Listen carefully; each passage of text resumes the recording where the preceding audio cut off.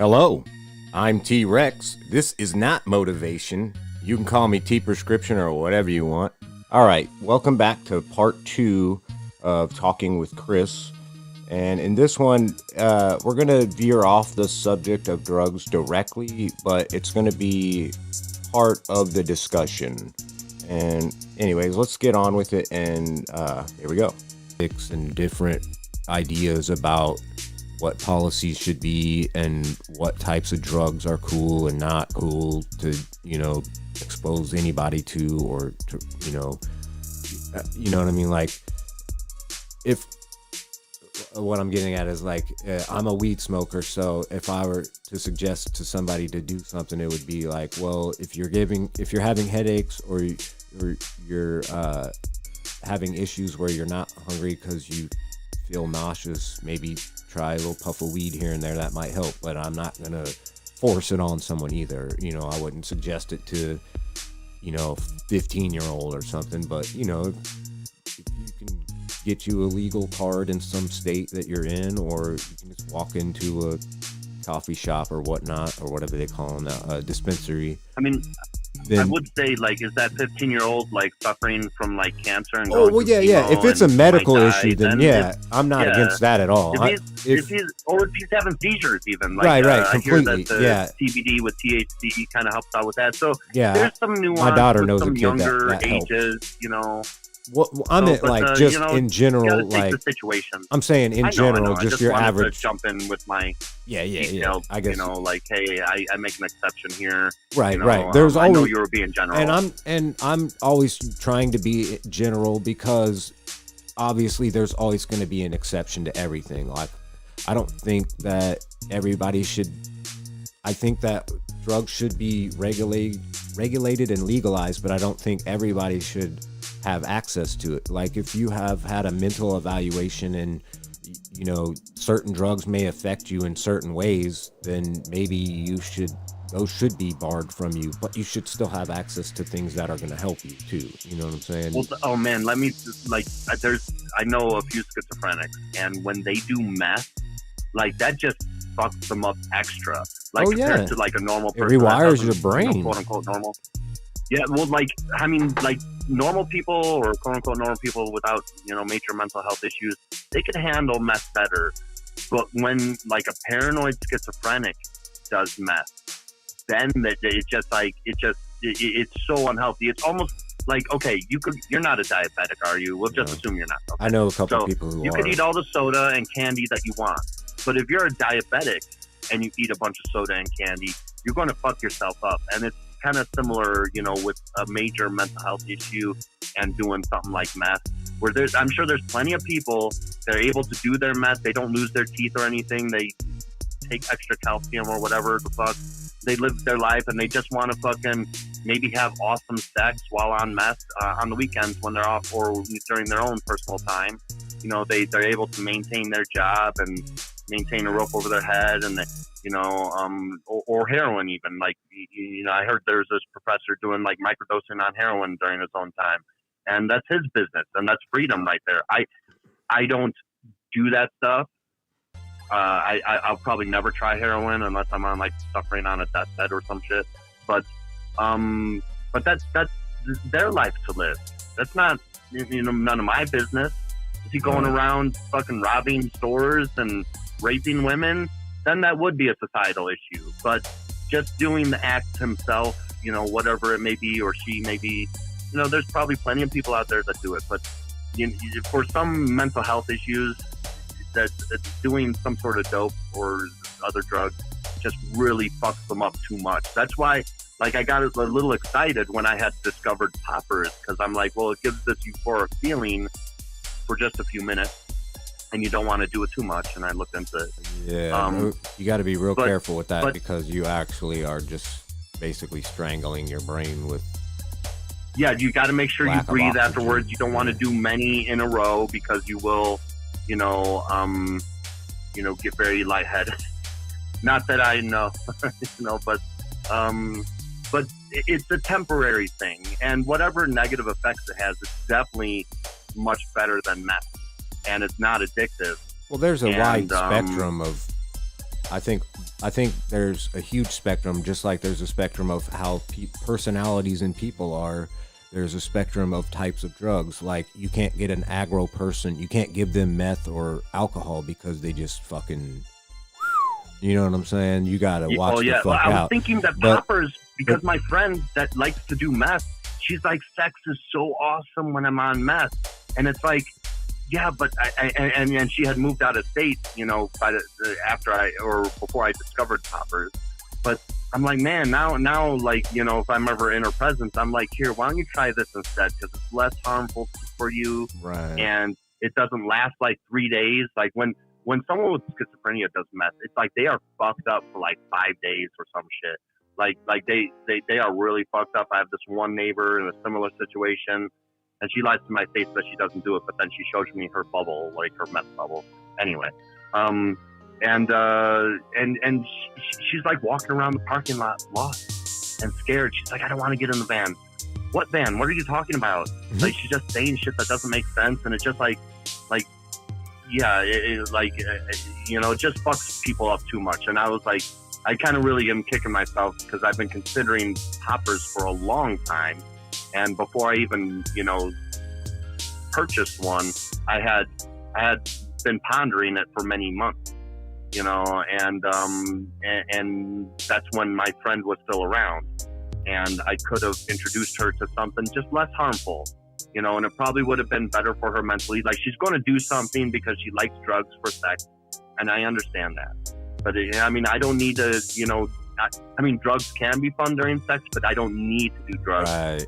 It's like, you know, like, pizza is great, but yeah, pizza's better when you're hungry. Yeah, but it's still great when you're not, you know what I mean? So it's same type of mentality there. But yeah, I get it. But some people just are, it's like, I was watching a documentary about food. Some people are just so empty inside, they have to fill that void with something, to feel something for just a fleeting moment, and then it's gone, but at least they got that little glimpse of feeling something, you know, some sort of glimpse of hope, you know, that feeling through taste, you know, and, you know, I understand that, the people that just eat a lot because they ain't got nothing else to do and it gives them pleasure. Well, it's the same. Oddly enough, it probably does release dopamine in their brain. It does. It's like, kind of gets them high and shit. It's the same with drugs and, all kinds of other things, you know. Some people do it with like, some comedians are like, I've been watching a lot of comedians lately, and I've noticed like 1 in 10 of them have never touched drugs or alcohol, and I think it's because they get high off of making people laugh. And so that is their endorphin rush thing that they get, and so they do that on a daily basis. They don't need to get high. They just they're floating on air every time they got someone balled over in their chair, gasping for air. I like to think that they're I'm laughing altruistic. their guts out. What's that? I like to think that I'm altruistic, but, like, you know, like, I like helping people out. But you know what? Like, helping people makes me feel good. So the act itself is kind of selfish, if you want to get technical. It may be labeled altruistic, but I kind of get off and I'm helping people out, and it makes me feel good, and I like doing it, and it probably releases all sorts of chemicals in my brain, but that's just you know, who I am, and there's no shame in it. Hell no, that's a good personality trait, especially being motivated to do good for anybody at any point, whether or not that person is someone you like or someone you dislike or someone that's done something for you or even did something wrong to you.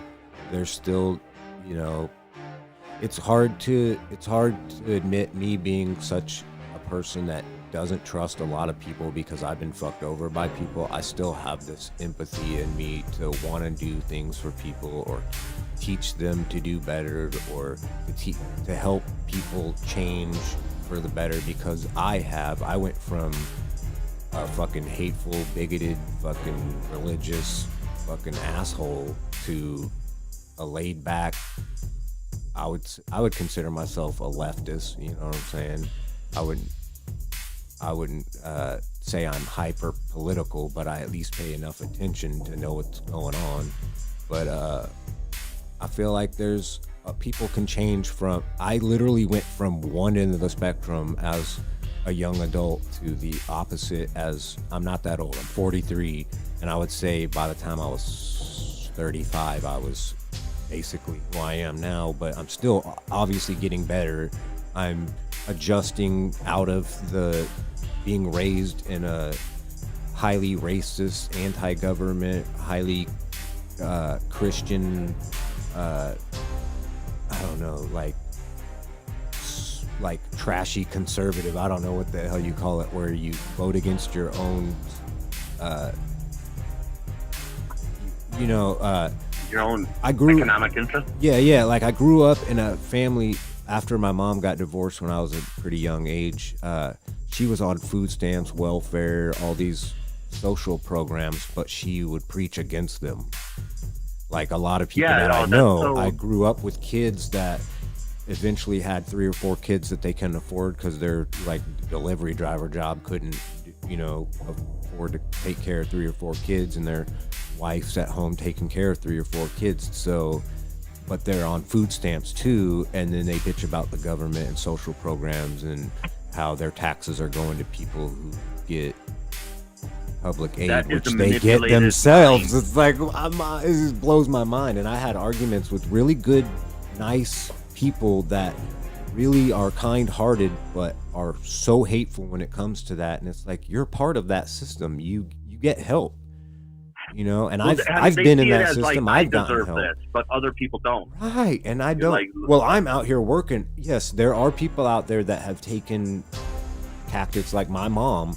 After she realized she could manipulate and do certain things that she didn't actually have to work. She barely worked. She got married, and then she got a divorce, and then she never tried to work, but she used the system to her advantage to not ever have to work. You know what I'm saying? There are people out there that do that stuff, and I saw her do that. I don't My even sister mind those saw people, her do that. Well, what I'm saying is she did it to get extra. And now if she was getting it to, like, if she was selling Tupperware, home interior, Avon and stuff like that, she would make like free products and like $100 a month off of that type of shit. But since that was like considered 3 jobs, and then she was getting like public aid, she would get like a booster for doing those things, but she wasn't doing anything. She would like hand 3 little brochures to her friend down the street, and then her friend down the street would throw a party, and then she'd make money off of that. You know what I'm saying? Once a month or something like that. Yeah, oh man, those are scams. Those Avon and all that. Right, and then she'd get like a bunch of little sample fucking bullshit and whatnot, and she would get fulfillment out of that because she's getting like free makeup or whatnot. She never really put any like real hours doing anything. She had a college education, but she got married and just gave up, had a bunch of kids, and didn't give a fuck. But it was like growing up and watching that happen. It was, I don't know, I feel like that's a lot of people have grown up in that situation and it's so embedded in them that they don't even realize it's not a good situation to begin with. Like if you're told all your life that everything's all good, even though it's not, why do people just accept what they're told and not say, well, I've been told all my life this is the good way, but it doesn't feel good, and I don't think this is the right way, and you've been fighting against it your whole life, and then they finally just give in and say, fuck it, I guess this is it. You know what I mean? I don't have that in me to do that. Yeah, I hear you. But we all got to make our own way, I mean, but I'm not too upset about people like quote unquote gaming the system for their fucking crumbs or whatever. There's much bigger fish to fry. I can't blame someone. I can't blame someone for trying to take advantage of a system that you can take advantage of. Oh yeah, I'm not saying you were, but to be clear, good. What I'm saying is, the reasoning that there are people out there doing that is not enough for me to say that everyone else doesn't deserve it, is what I'm saying. Oh, there's people out there that are doing drugs with that money. Yeah, but their kids are still getting fed because they're on WIC or whatever. You know what I'm saying? They can't smoke the fucking gallon of milk. You know what I mean? So their kids are going to drink a little bit of fraud or like the little bit of, murky waters. Like maybe they're not so deserving. Which they wouldn't have to do if we had proper social programs. So, it's fucking baffling to me. Oh, I don't want my taxes to go to them. What do you want them to go to? Building more fucking jets that we can't fly and building more tanks we don't have people to drive. Yeah, exactly. You need to hijack the narrative. And look, most of these people on all these programs are deserving, and that's what it should be focused on. It shouldn't be focused on the 0.02% fraud, because hate gets amplified for whatever reason in America. Probably all the psyops and propaganda and the way people are trained and everything. But just hate gets amplified. Just like, those fucking people scamming that one thing. Fuck them. We should get rid of the whole program. Well, 99.8% of the people are, deserving and need it. And you're talking about fucking blowing the fucking thing up because of a few bad apples. Now I hear that shit with fucking pigs a lot. It's just, but they don't never do anything about the damn pigs except throw more money at them, and they don't even have an obligation to protect citizens or to run into a school being shot up. They could retire on an $8,000 a month pension after being a cowardly little bitch. I love firefighters way more than I love cops. To backtrack about 30 seconds, I was going to say, it's just like how our voting system is manipulated. They say, there's all this voter fraud when there's like 6 people in the like confirmed in like the last 10 years to committed voter fraud in a certain state. And that gets amplified. And then people think, oh my God. So you might as well just not vote or not believe what the vote is or all this other shit. It's like, well, then why do you want people to vote for you? What the fuck is, what kind of weird manipulation tactic is that? Don't vote unless you vote for me, because if you vote for someone else, then you're being manipulated to... I don't get it. You know what I mean? don't even feel comfortable asking people to vote for me. I just like vote for whoever is best for you and your family. Try to be fair about it. I think that's me. I'll make the argument for myself, but I don't even feel comfortable about voting for me. The only way I usually invoke that is when I'm being cocky to someone being rude to me. Someone blowing up at me on Twitter a few months back when I was, I stopped following people, and don't take offense. No, please, no one. I don't follow people. I got rid of a lot of my social medias. I still kind of cling on to my Twitter, but it's very, very distracting for the ADHD brain. I intend to spend 5 or 10 minutes on Twitter, but then I end up spending hours, and then days and days. Yeah, and it's like too much, and then I get into these stupid arguments with people that aren't really genuine. There's a few genuine, people looking to have a good chat, but most of it is just like these fucking keyboard warriors. I picture the South Park episode that Make Love Not Warcraft, the Warcraft one, where that fucking hacker, that badass was sitting at his computer. That's how I imagine most of these people, the assholes on Twitter, which is most of Twitter. That's literally exactly why I wanted to have this conversation with you, as I mentioned earlier, which I think I'm going to probably end it real soon because we're coming up on the 3-hour mark. But my point is, before we get off of here, is I have obvious, my points of view have a lot of nuance to them, and you can't put all that nuance in a single tweet. And previously I tweeted, we all need to accept responsibility for our actions and our addictions and our, how we treat people. And then a week later, people were like, I think it was something like, how do you feel about, whose fault is it? Is it the government's fault, the drug dealer's fault, the drug doer's fault or just like, you know, like society or something in general. And I made a couple comments on there that, you know, that it's situational, because you may have someone like my sister who was influenced by people at a super young age. She was like 15 and people are like, here, try coke, here, try meth, here, try this, you know. And she was like super impressionable at 15, and her life went wild, crazy, out of control for like 15 years. And she like lost everything she could possibly have had, and then she got it all back because she did what she had to do, but whatever. But someone like that got into something in over their head because of influence outside of her. She didn't think to go, hey, my life is destroyed, I should go seek out drugs, which is a whole different type of person. And then you know, like, then there's the type of person that just doesn't give a fuck. They're just gonna, oh, you got meth, I'll try it, and then now they're hooked on it. You know what I'm saying? That's a whole different type of person. So it's not, and then there's people that are like, oh, I don't have a choice, I'm gonna sell this coke or crack or whatever to make money, and then one day they're like, I gotta feed the kids. Fuck, I'm bored, I'm gonna see what the fuck this shit's all about, and then boom, now they're on it. You know what I'm saying? So it's like, it's that fucking easy. It's not like, it's like, there is a lot of nuance.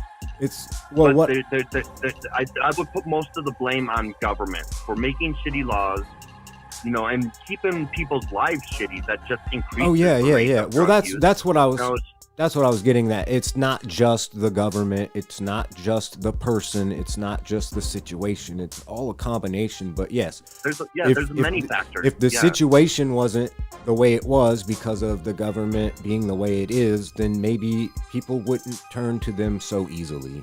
And maybe maybe if they were more easily accessible, or maybe we had treatment centers that were actually doing a better job of treating, more people would live.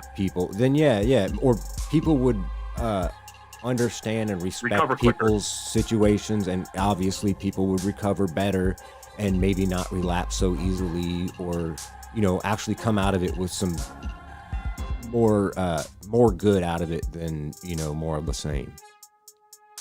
Yeah, I mean, I would definitely love to even talk about this shit when I'm president. You know, I could hang out at a recovery clinic, or I presume it definitely I hang out with homeless people, I'm going to be talking about drug issues a lot. Right. What was that? Sorry. I was just trying to say it definitely needs to be addressed, regardless. Oh, definitely. I'm going to address it. I don't have a magic wand, and I know people are, but like, I can't fix everything, but there's a lot of things I can do. Like when we look at Biden or Trump or Obama, they're like, he could be doing this right now. There's legal precedents for it. But you know, and if they don't, and I would do that stuff. Right. I would do that stuff. Yeah, the issue with that is they don't have the initiative to do it because they're the lobbyists and everybody making money. It doesn't help, you know, when they're done with their term. They've been taught what are they to going to dance, do? and this is how you dance, and it's the waltz, and that's the only dance you could fucking do, you know, and like collect speaking fee money. That's totally normal, and owning stocks and making a bunch of money off it, and listening to all these elites. We listen to the business owners, not the workers. We listen to the business owners. And that kind of mindset has been ingrained in all these politics, these normal politics. You know, I would like to think myself as a bit abnormal.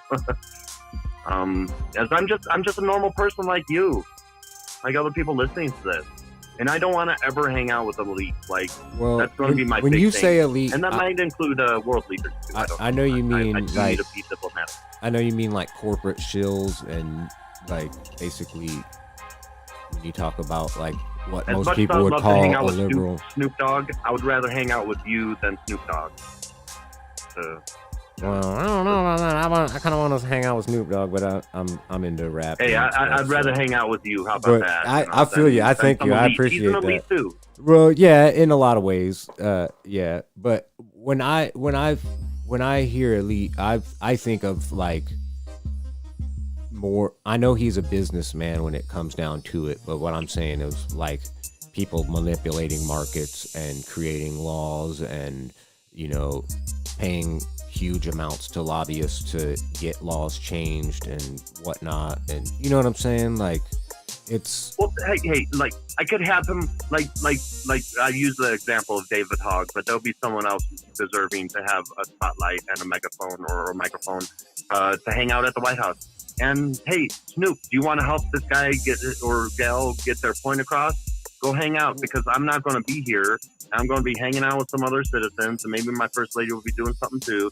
And then you could, like, to maximize the efficiency of this, the kind of messaging the healing kind of, Marianne Williams kind of talked about that, you know, like going to reverberate, you know, the healing and everything. So, but I don't want to personally hang out with the dude, and I hope he's understanding. Well, like, I don't. Hypothetically, think about this though: the type of person who he is, where he came from. He did a lot of bad things back in the day, and he's done a lot of guilt, and he's done a lot of time, and he's done a lot of reflecting, and he's changed a lot in who he is. I mean, I don't really have much to disagree with the guy about. I just don't want to hang out with elites. I get you there. But you also use certain people that have certain things about them, like he's known for smoking weed. He could be like a figurehead. I'm just speaking hypothetically, that those type of people can be used to your advantage to go, look, everybody listens to my music. They know that you can go from gangster rap to hanging out with Martha Stewart and still be a pothead and a grandpa and just be a normal guy. You know what I'm saying? Yeah. I mean, he's somewhat normal, but like I think his wealth kind of puts him out of touch a little bit. Yeah. Now, there's a ton of stuff I'll agree with him on, but there's probably some shit that I'll probably disagree with him on. You know, like he's probably loving his tax breaks, but I'm like, nah, Snoop, you're gonna pay more. You know, and probably hate me for that, but if he knew if those tax breaks weren't there and it was helping like the black community, then he would probably not have an issue. But he knows that shit's going to fucking military surplus, and we don't need that bullshit. So why the fuck pay into it when you have the black community? For him, it's in disarray because of like corrupt cops and corrupt government and shitty fucking. the corrupt justice system. Right, yeah, much, just like all together, like all of it all together is just creating a shitty situation for him. He sees in the black community, which is inarguable. You can't fucking argue against that. So for him, if he knew that if he spent an extra $1 million or $2-3 million in taxes a year, I don't know how much he makes, probably a lot more than that, but I imagine he wouldn't have an issue with it. But since he's a person like him is fucking smart enough to know that I don't want to pay into a system who's just fucking us over. And the more I pay into it, the easier it is for him to do that, especially to the people that I care about. You know, I promise I'm going to pardon so many motherfuckers. Elite or not, going to fucking make news headlines for months, dude. But I'm going to get a task force. I can't do this on my own.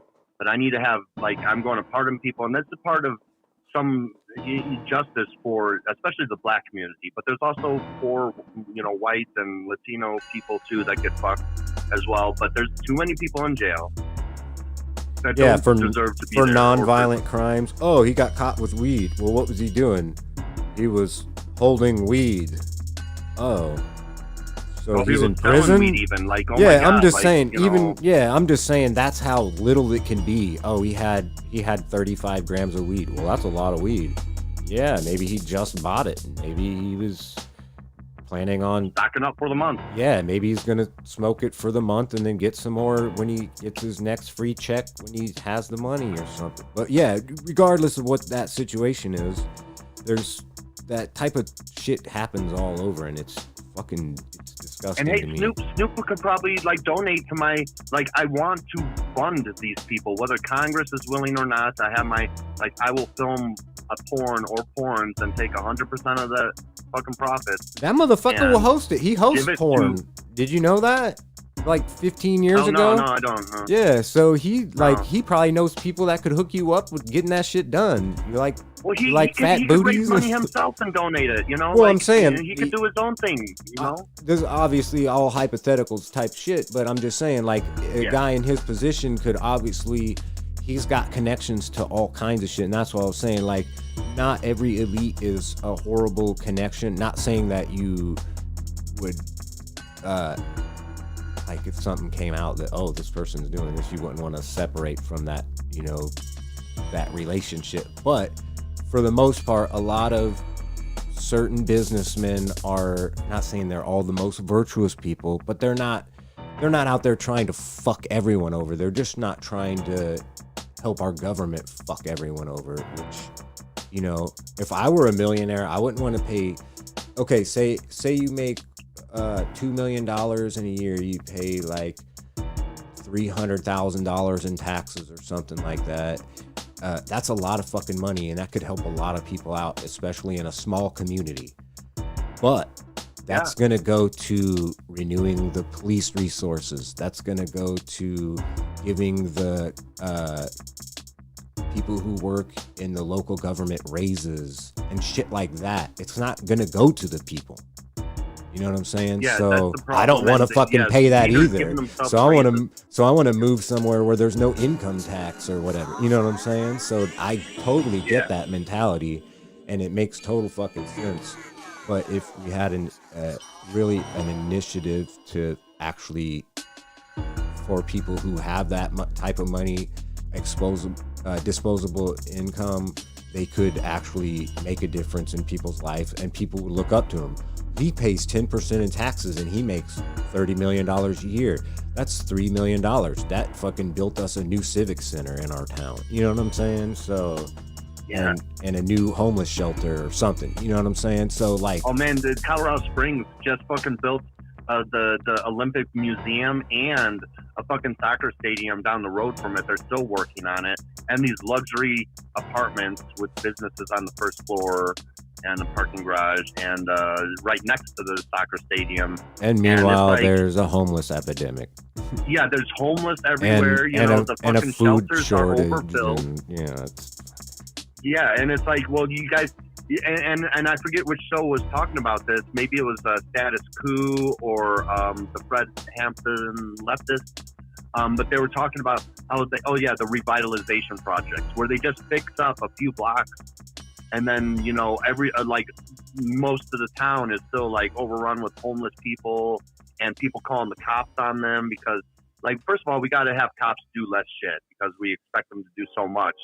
But also, I think that it's a noble goal, like to lower crime rates, to lower all the need for cops. That should be a goal, to lower the need for cops, meaning to have less cops in the end, because there will be less crime and we don't need them. We could have programs to retrain these cops that were once cops. Is there any other thing that you're passionate about? Well, and we will train you and we will fund that. That all stems back to stems back to people are not as educated as they could be, so they turn to things that are illegal, even though they probably shouldn't be illegal in the first place, and then they get into the system, and then it's just a perpetual cycle, and you know, there's not a whole lot of fucking options. So speaking of which, when my Secret Service gets prostitutes, I will make sure they pay their prostitutes the amount that they ask for, otherwise they're going to get their asses fired. They did that shit under Obama, and that was some bullshit. And I don't think prostitution should be illegal because we prostitute ourselves for all sorts of jobs, like at Amazon. Yeah. People are able to break their backs, but as soon as you involve the special spots, then suddenly it's wrong, you know. And I don't think, I think Nevada, that one county that has legalized brothels out there, they're doing shit right. Most of the money is going to the women instead of the women being exploited. Yeah, and they have the power of the law behind them. It's regulated. Everybody's getting tested. Everybody's trying to be as safe as possible. There's security. Yeah, it's a freedom. Keeping track of the money, so nobody's getting embezzled on, nobody's getting frauded over, nobody's taking from somebody, nobody's getting underpaid. Right, and everybody knows what they're getting into, and they give you rules. Yeah, and if it's not your thing, then just don't do it. Right, exactly. It's just that simple. And that was another. It's not my business. It's your business. I'm glad you mentioned that, and that was another thing that a lot of people. To get back to the drug thing, and then I really got to end it because I got to really pee again. people that don't do drugs are against drugs so horribly hard, but it doesn't affect their lives in a big way. Yeah, maybe if someone was doing drugs at work and it got your husband hurt, I can see that. But there's certain jobs where I totally understand you should not do drugs, like crane operators and shit like that, surgeons, whatnot. At least not at work. You know what I'm saying? On your off time, do whatever the fuck you want. You know what I'm saying? But these type of people have so little experience with what it actually is, or they ignore the fact that, like, they know people that are on certain drugs, or they do like pharmaceuticals and they consider those not drugs, air quotes. And you know what I'm saying? But then certain like illicit drugs are demonized and, you know, even called illicit drugs. Why are they called illicit drugs? Why aren't they all just all drugs? You know what I'm saying? They all cause effects on humans when you take them, regardless of whether you ingest them or, you know, inhale or insert or whatever, inject or whatnot. So it's like, I don't know. I feel like people, they are ignorant of them or uneducated of them, and they're hateful of them at the same time, and they don't realize that maybe certain things that, you know, are widely available to everybody, you just don't have to fucking do. You don't have to go see a comedy show of a guy that you don't like because, you know what I'm saying? You don't have to. You're not just like live your life. Like, yeah. I have this golden rule of driving. I heard it from a buddy of mine a long time ago, and he's like, everybody everybody try to stay out of everybody else's way. And that's kind of how I see freedom. Like, right. As long as, like, you know, you're not doing something, you know, your way, malicious where there's an actual victim. Just kind of mind your own business, do your thing. There's people that live a lifestyle that isn't like yours, that you're going to disagree with, and that's fine. That's freedom. Right, as long as they're not endangering you yourself. What freedom is. We're just taught like, oh, well, like owning a gun is freedom. But nobody actually gets into detail, like, what does freedom mean? Because they all sell that shit, and that's another thing I'm going to intend to turn against the people peddling all this propaganda. There's a freedom. Well, now we need to start talking about what freedom is, you know, and we're going to twist this against them. Yeah, and education is, you know, part of that. Do we actually have freedom? Yeah. So when does that actually apply? You know. Freedom means that you're going to disagree with people, but you shouldn't be so hateful about it. Just live your life, and everybody try to stay out of everybody else's way. You know, and like we all live different lives. We have different religious views or no religious views, and different beliefs, and we could all get along in this melting pot. We don't need to be so hate-filled, you know, and we need to tone this shit down a little bit. You know, it's kind of what I intend to do or want to try to do if I ever get the chance. But the way it's looking now, I don't know. I know big things have little beginnings, not to sound like the creepy robot from Prometheus, but yeah, you know, I think I'm in a good direction. I'm heading in a good direction.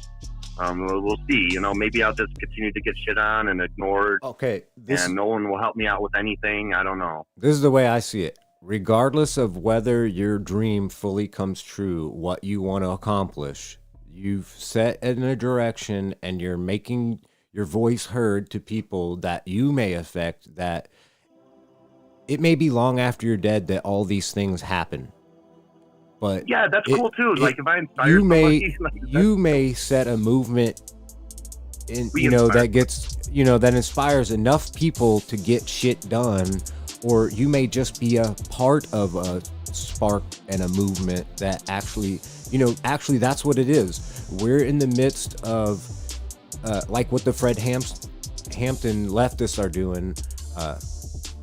You know, we're just making voices heard so people can hear what's actually going on out there, that shit is not the way that it appears through the media.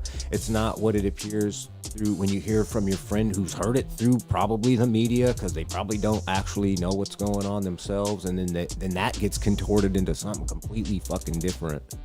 And then, you know, that's how a lot of information is now. It's not easy nobody wants to go on Wikipedia because someone probably edited and wrote some bullshit in there, and people are afraid to Google search certain things because it might mean that they're fucking wrong.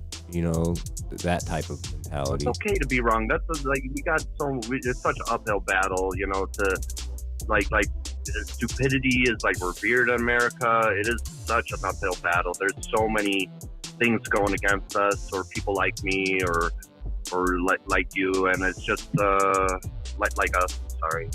Well, we really got to start with the youth, because they're the ones that are already ready to learn.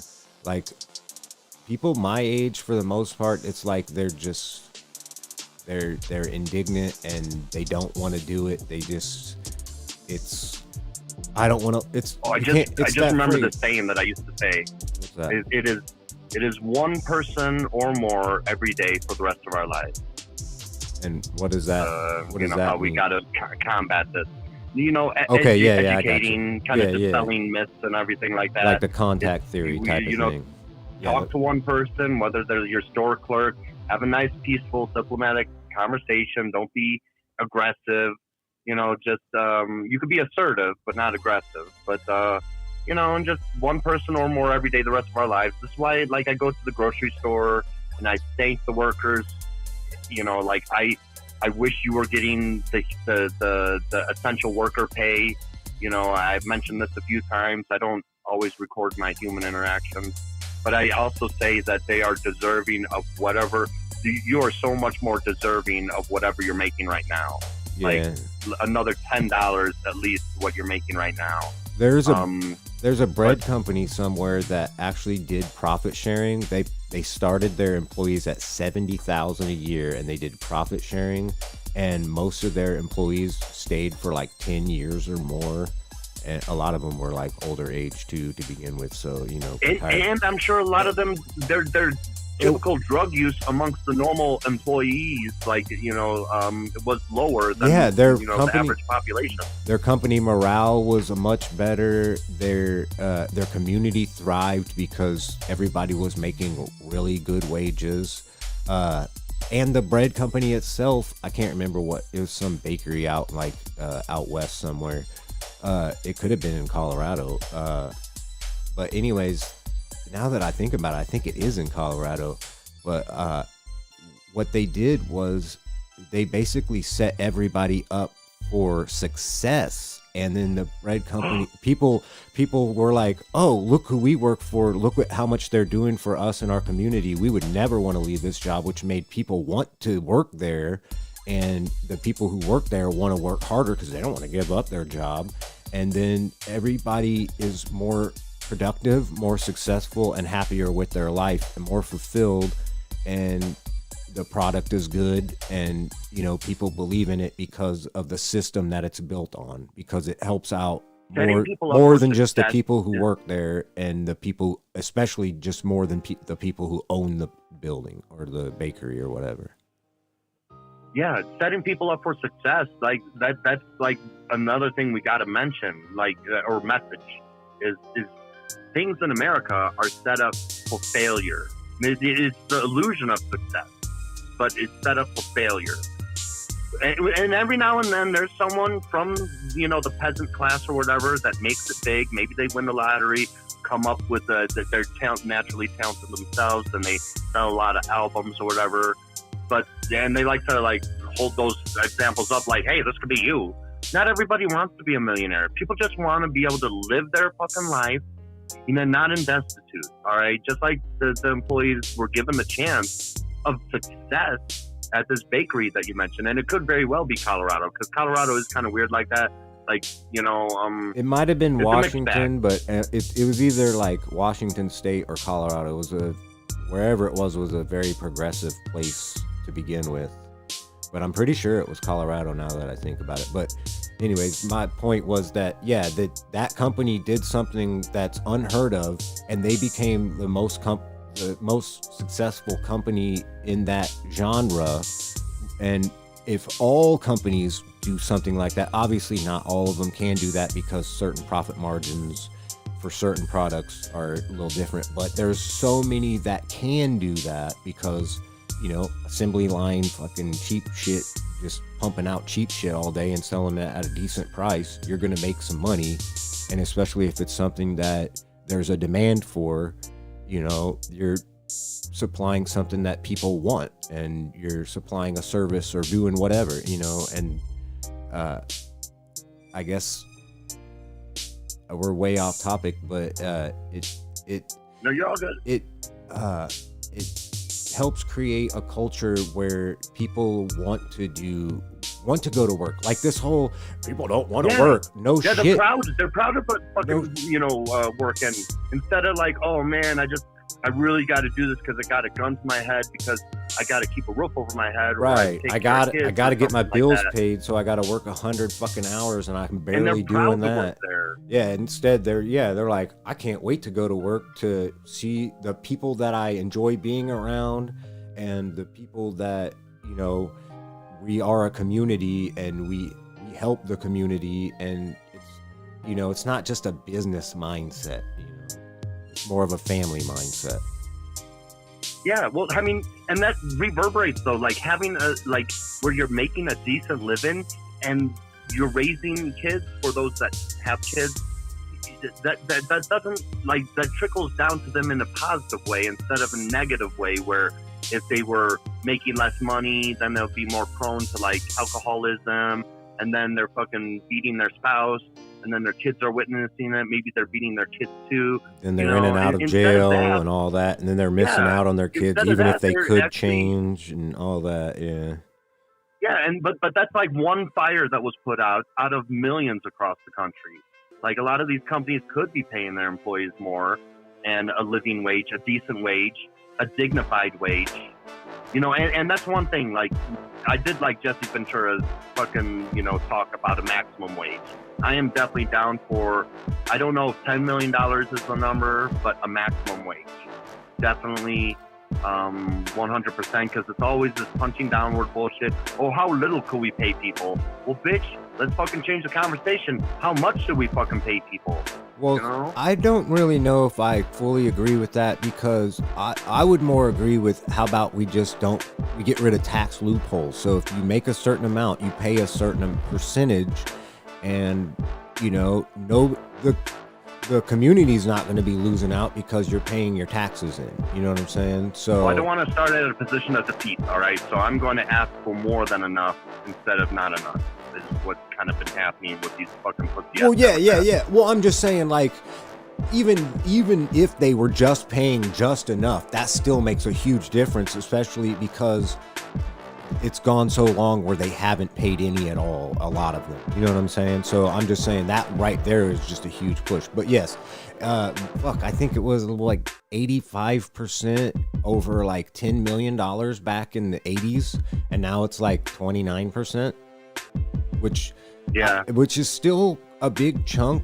But yeah, if it were, say, 40%, let's split the difference, 50%, you know what I'm saying? Somewhere in between. Well, dude, during the golden era or whatever, you know, of America, we had like a tax rate of like up to 90%. Right, that's what I'm saying. Look, 85, 90%. Here's my thinking behind the maximum wage is, okay, you will not be able to make such obscene amounts of money without the society that you grew up in.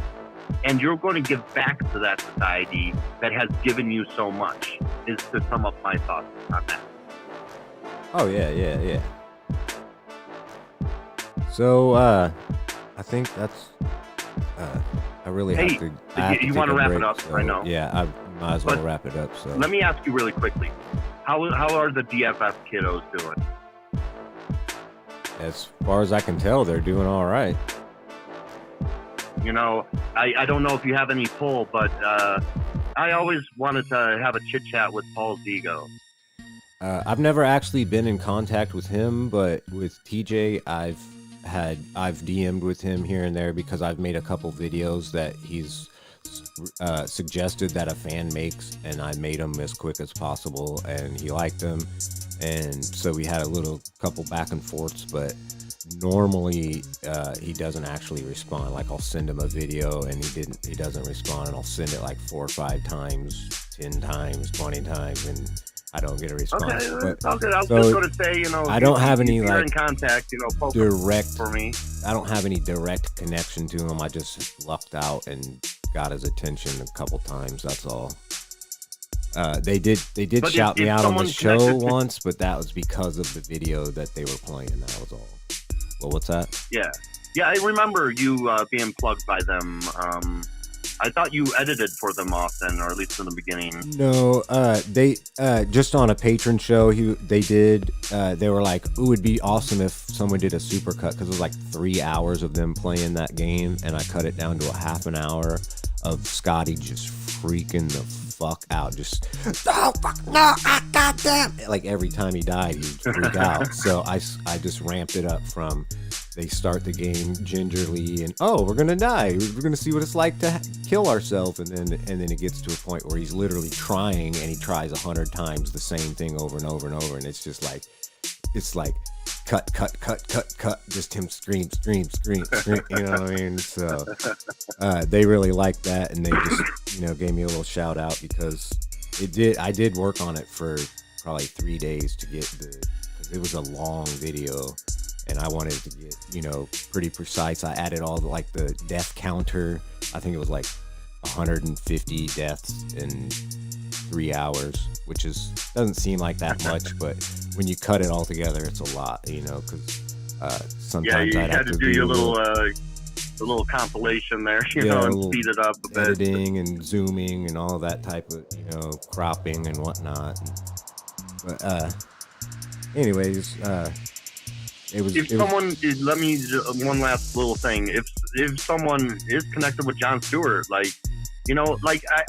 can't say that I won't ever hang out with Elite, but during this time of training, if someone wanted to educate me and help me with my thoughts, help me be a better me, it's always Jon Stewart as a mentor right. would be so awesome. I was gonna say it's always good to have a mentor, but you got to have the right mentor. You can't have a mentor that's gonna steer you away from your.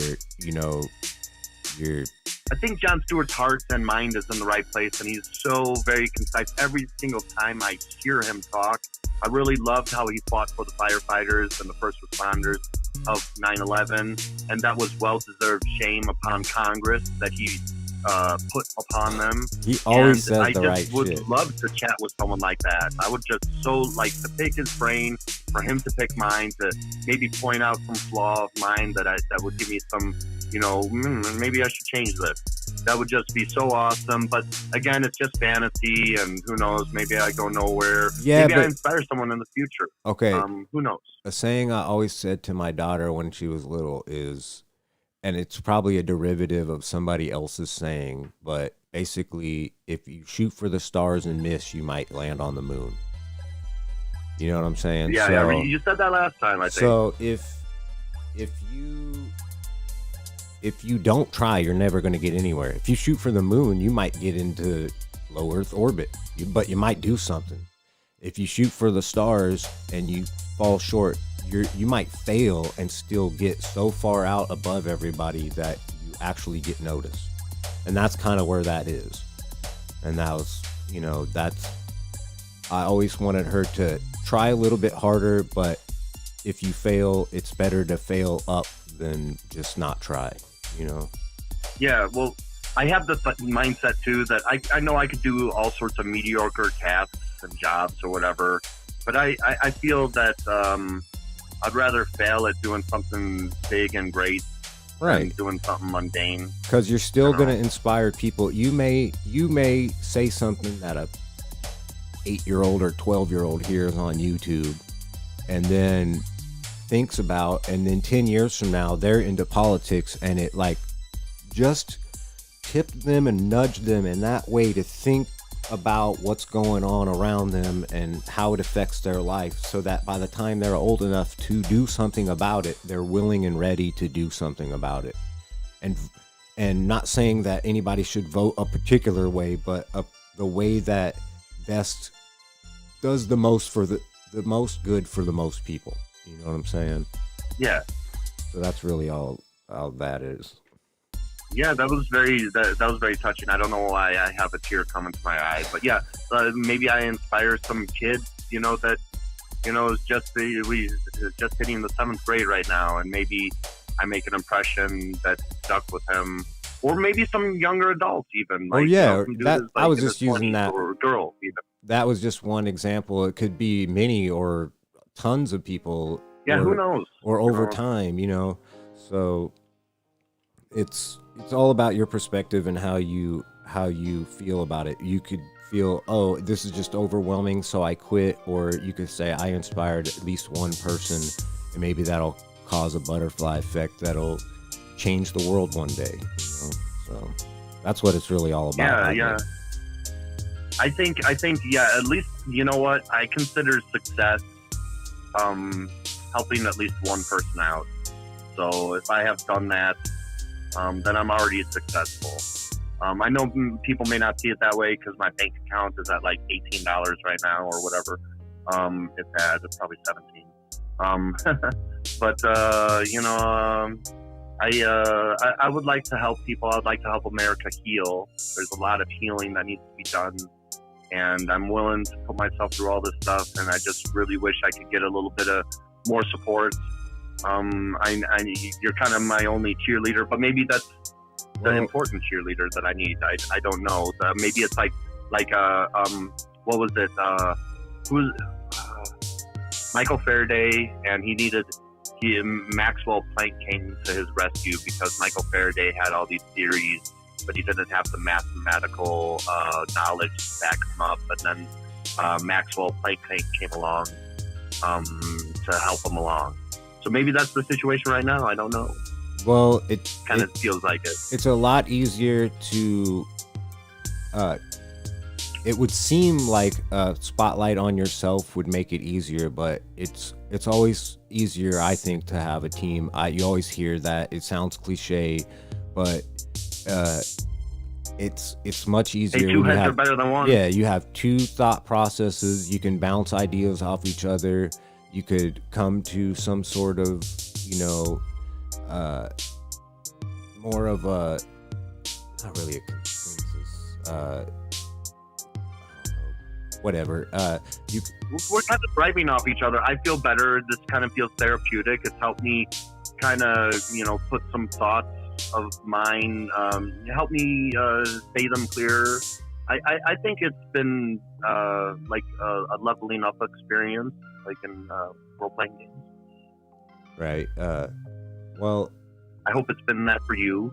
Yeah, I don't do a whole lot of speaking. I've been trying to do, the motivation podcast. So that's just me staring into the camera and just letting go with my thoughts and rants and rambles and just all that stuff.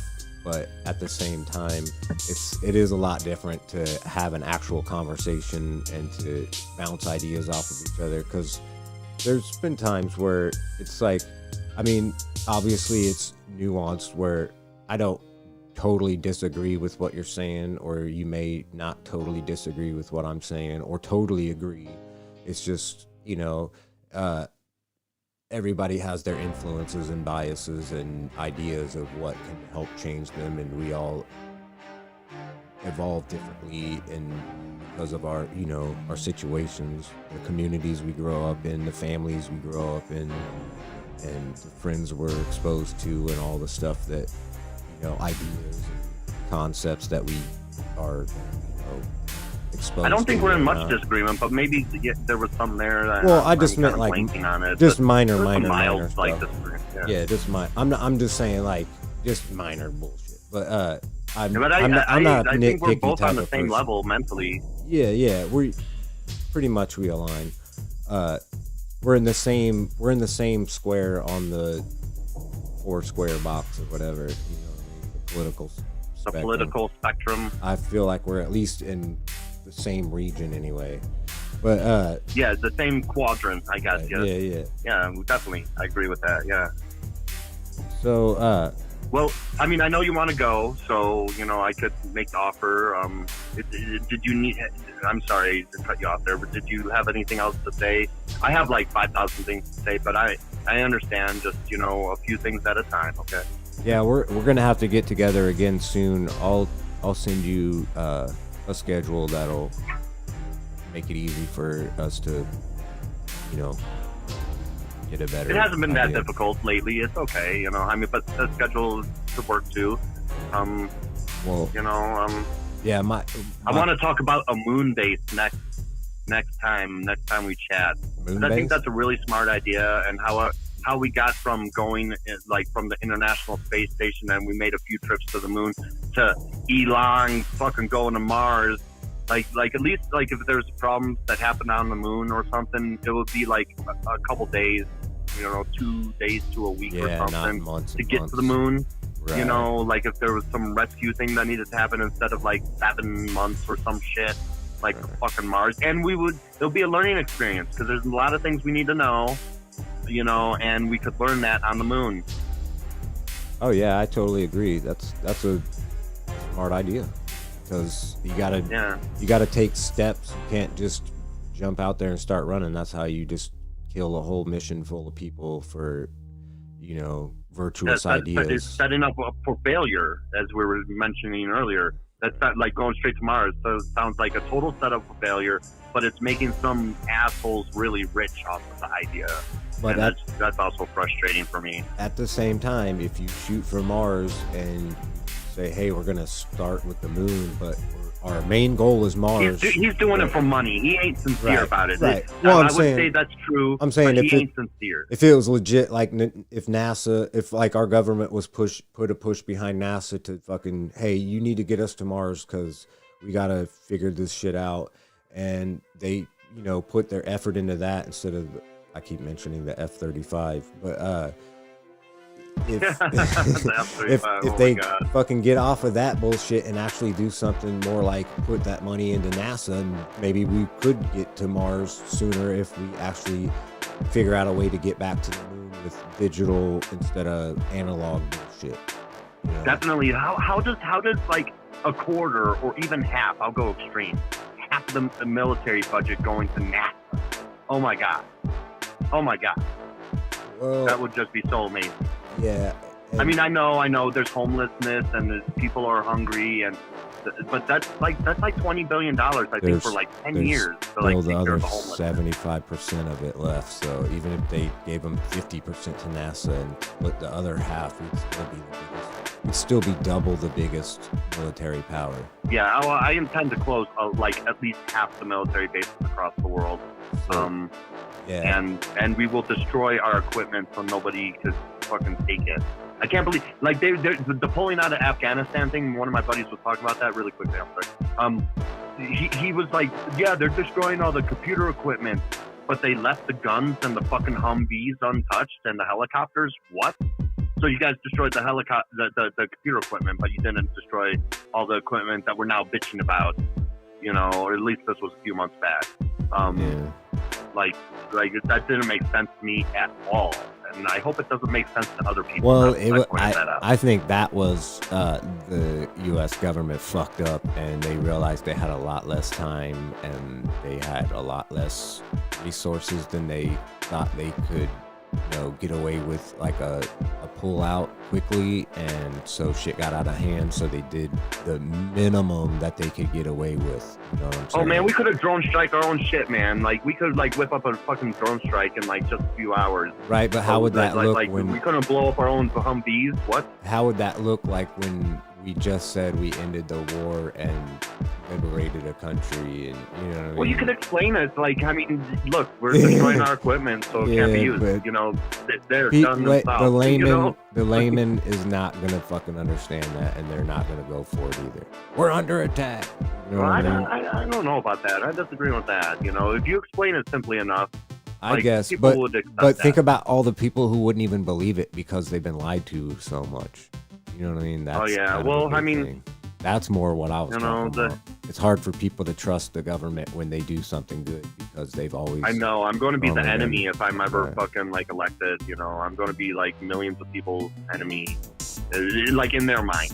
Well, Like, a I'm not majority actually of gonna be their people. enemy, but in their mind, they're going to be like, fuck this guy. A majority of people are going to be like, we've been needing a guy like this for our entire lives, and the rest of the idiots will fucking hate you, but fuck them because they're probably Yeah. old or too young to do anything. Like too old to fucking be really productive or too young to actually understand in the first place. They've been propagandized. I don't think all those people are hopeless. You know, No. there's some that can be reached, but it will take some time. I'm just saying, you got a lot of young 10 to 15-year-olds that say a lot of fucking hateful, crazy, fucked up shit, and then by the time they're 16, they've actually been out in the world and understand shit a little more because they might have. And they change their ways. Yeah. So that's all I was getting at. Yeah, but you're going to like be a better you, than you were yesterday. Oh without yeah, that. That's one of my favorite mottos. Yeah, so and that's something that I actually been living by for a long time. Although, I've lost my ways, and I've definitely said some harsh things to some people, most of which were untrue. Some things were true, but I wasn't trying to make friends. Like my roommate Haley, I'll just use the first name. She, I really hope that she had, what I had said to her. It was rude as fuck, I will admit. But I hope it kind of that rudeness kind of shook some kind of like snapped her out of it and got her to think a little bit. Right. Well, some people need the point of that. Some people need someone to tell them. Some people need a little nudge, and someone need to push off a fucking cliff to get moving. You know what I'm saying? So I'm not saying someone should push someone off a cliff. I'm just saying like to spread their wings. YouTube here, we're not saying we're just saying like about it. So metaphorically they can spread their wings and fly is what I'm getting at. Not to fall to the ground to their death. I'm saying to actually get out and fucking live their life and do something. So not be fucked over by like people that think that they're friends, because that's one thing that really, like, I was learning about the INFP and everything, and I'm looking back at my life and everything. When somebody manipulates somebody, that really fucking fucking fucks me up. Like, it makes me really upset. Like when I see malicious manipulation and fraud. Yeah, I'm the same way. I get irate. Yeah, it just that drives me insane. Like not literally, but it really fucking like rubs me the wrong way. And if you want to push my buttons, that's one way to do it, is to maliciously manipulate people, and that will set me off. And I think that's kind of why I want to do this whole president thing too. Because I see a lot of Americans maliciously manipulated, especially against their own economic interests. And then they do it to each other because that's what they've grown to understand and know. That's all they know. That's all they know. That's what they're like. My mom, what my mom taught me? My mom taught me how to cash my dad's paycheck. Yep, I feel you there. Like I think back at shit that like what did she teach me really? To bitch about shit and to fucking cash my dad's paycheck. Well, thanks. So thanks for the life skills, Mom. All right. Well, hate to end it on such a sour note. Mom probably was about to say. Okay. But anyways, man, I'm glad I figured that shit out. I really got to get off of here because I'm trying to hold it in right now. Yeah, it was lovely chatting with you. It was so fun. I will look forward to the next one, whenever that will be, a week from now, 3 weeks from now, whenever.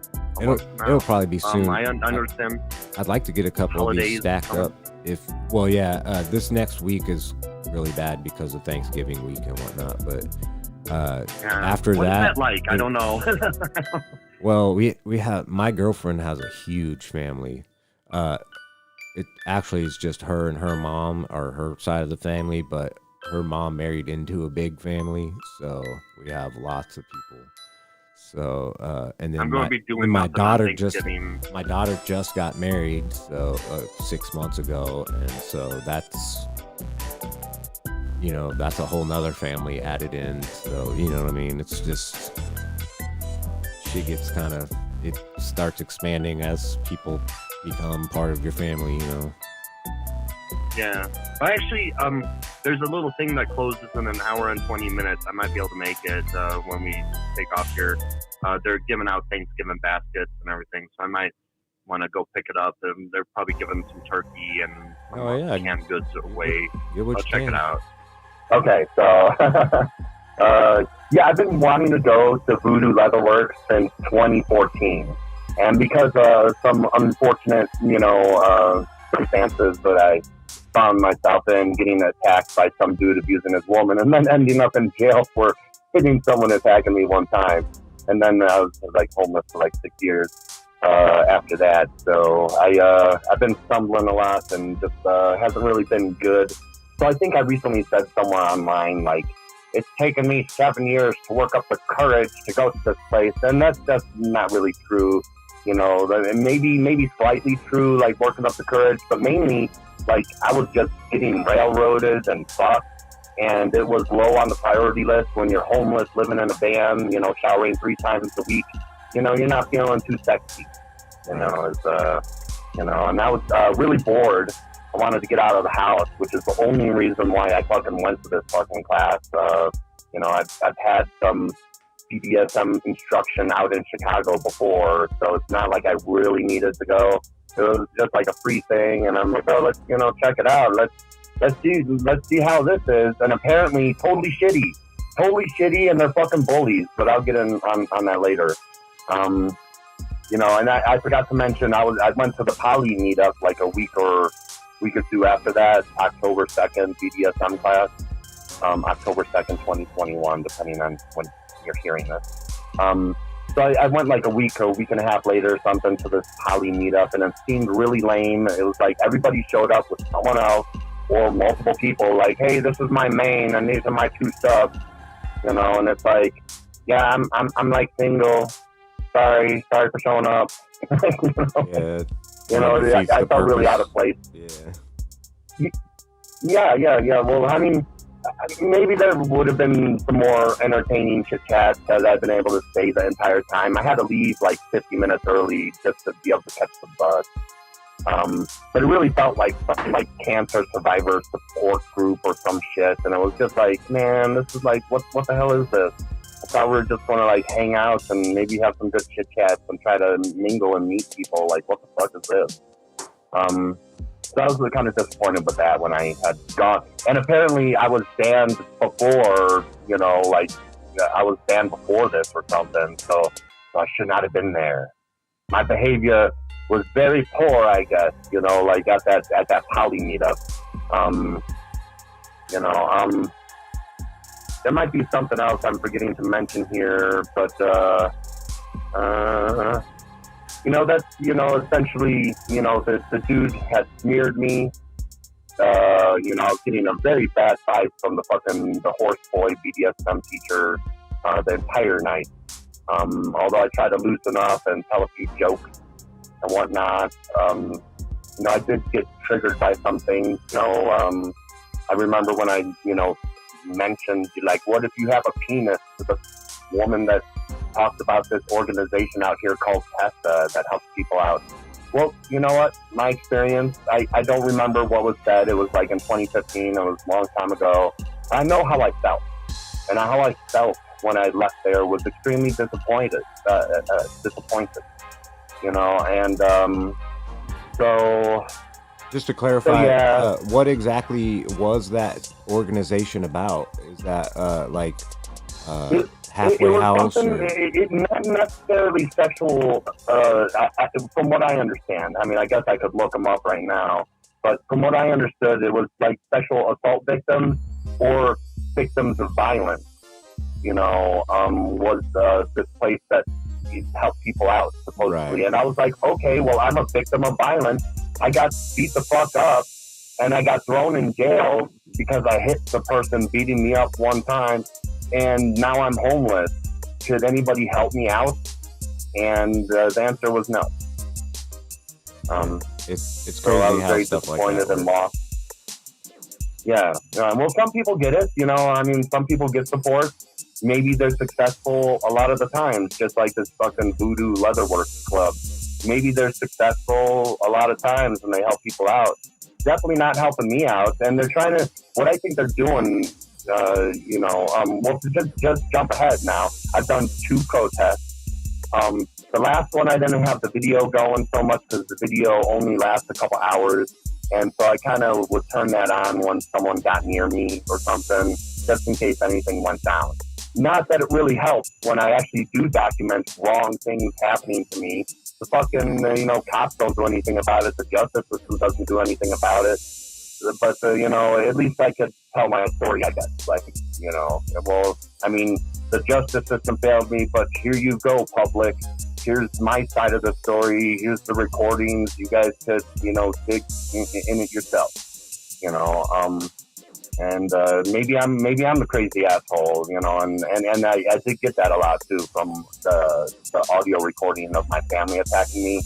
I actually had deleted a lot of comments because a lot of them were malicious, and they may have been done by my family. Like the guy that attacked me, he was harassing me online ever since he attacked me.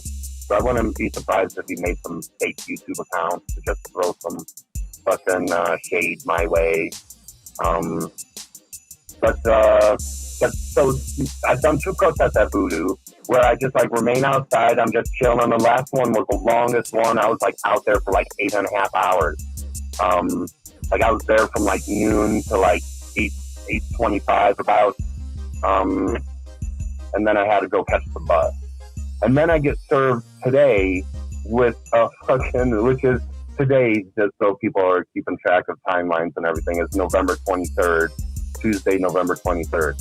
So they issue an order or not an order of protection against me. They issue a restraining order against me. And they actually, I haven't read through the whole thing, but in the very first, bit of it, it's, let me see here. Let me read this here. It says, oh, God damn it, where is it? Oh, okay, no, here. Hey, just real quick. Appeared on my business for the second time. Offer being. He literally wrote off. Oh wait. Hold on a second. After being. Hold on a second. Are you on speakerphone or something? Because you're kind of sounding robotic or something. I don't know if you're just losing signal. But I'm getting. No, I'm not on speakerphone. Hang on a second. I'm transferring some files through the USB right now. It cleared back up. It may have just been your signal. I just noticed it started sounding robotic. So, okay, you're good. Did you want me to repeat what I was saying? It was just the last 2 sentences before I interrupted. When I first started to interrupt. Okay, well, this is part of the complaint here. Appeared at my business for the second time after being told he was no longer welcome, after displaying violent behaviors, declined man, I can't read his fucking scribbles. Something towards victims of sexual assault. They're doubling down on that shit, dude. They're saying that I fucking make fun of people that make fun of sexual assault victims. That's insane. Yeah. They're such bullies. And my sign that I have protesting with them, I'll send you a picture of it. You could probably display it, on the video. But it says that there's a bully, manipulator, predator in Voodoo, and I say that the shit was manipulated against me to just essentially screw me. Then I have 2 signs. I do have a dry erase board that I did end up writing on, that I'll never feel safe in Voodoo ever. And anyway, so that was the first sentence. Sexual assault victims and towards my stuff. So that's how. Yeah, that's kind of crazy. I don't since being banned, he's obsessed. Blah blah blah. Focused his attacks trying to discover what. My staff, and self.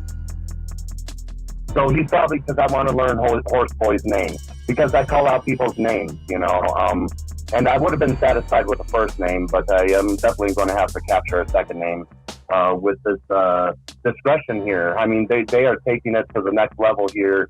I would have left it at I don't know what his name is, but let's say for the sake of argument here, it's Sam. I would have just been yeah, that BDSM teacher, Sam, he's a fucking douchebag, and here's what he's done to me. But now, I require a full name.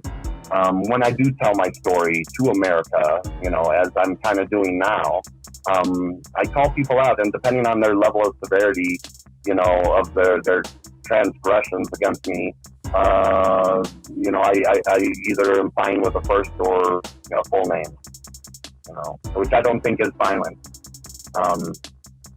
So anyway, so blah blah blah. This is just a bunch of bullshit. And okay, so fucking. I didn't even read the sexual assault victim part because I just stopped at the violent behavior because it's like I'm sitting there the entire time like a good little boy, very peacefully, you know, bouncing in my chair, listening to music. I tried dancing a little bit because I actually do intend on dancing at protests, and I was actually thinking that like greater protests, that if I had such power to direct people, we could start off protests with some dancing. Right? Right. You know, what's wrong with that? Nothing. Oh, sorry, T-Rex. I meant violent behavior, not dancing. Right. Pardon me on that one. That was a joke, just to be clear. You know, I think people feel like it's violence when you're being defiant and they see you sitting in your chair dancing around, and to them, that's being defiant. So they equate you being... not actually being defiant, but what they perceive as being defiant as violence. See what I'm saying?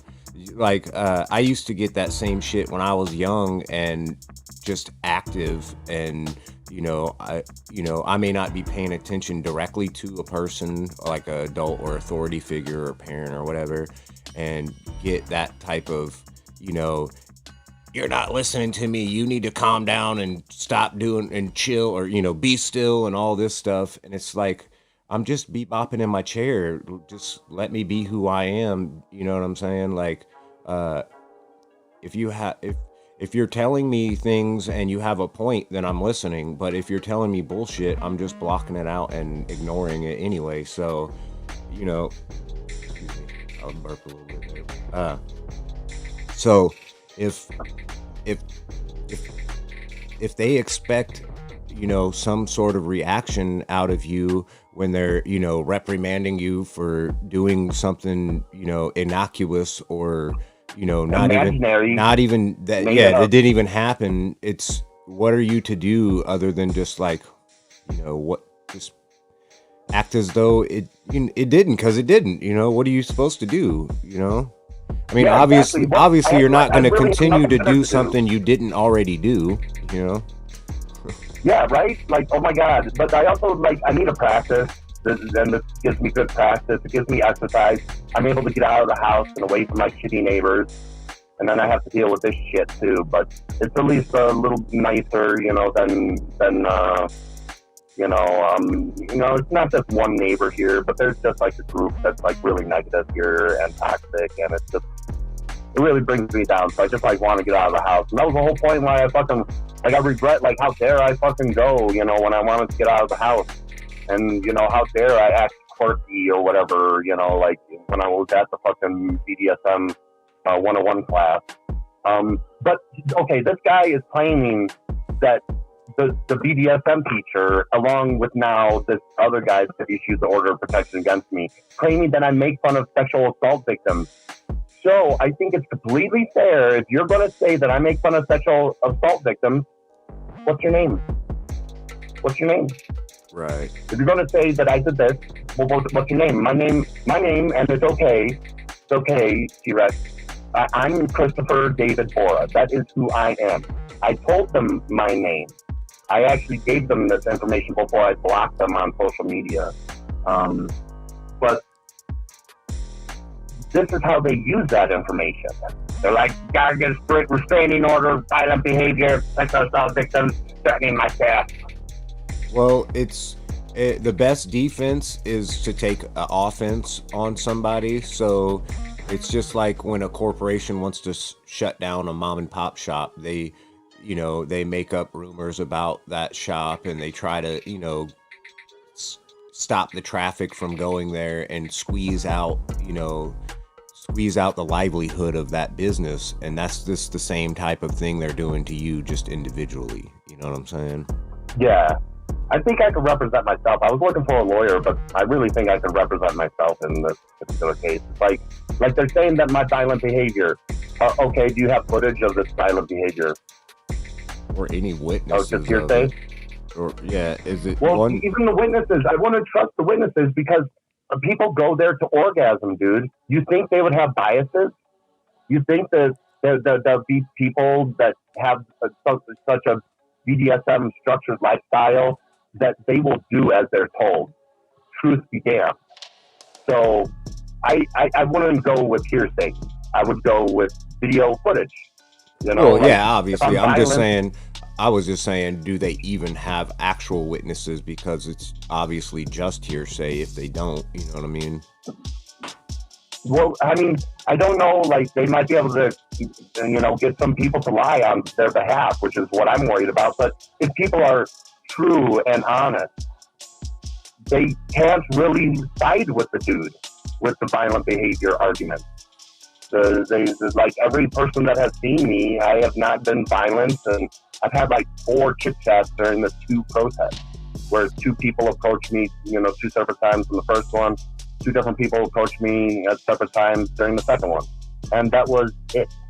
That was my only human interaction, and I will wave as I'm waving. I will wave to the cars, and I usually talk to myself. So if you check out the first thing that I have released, I didn't release the second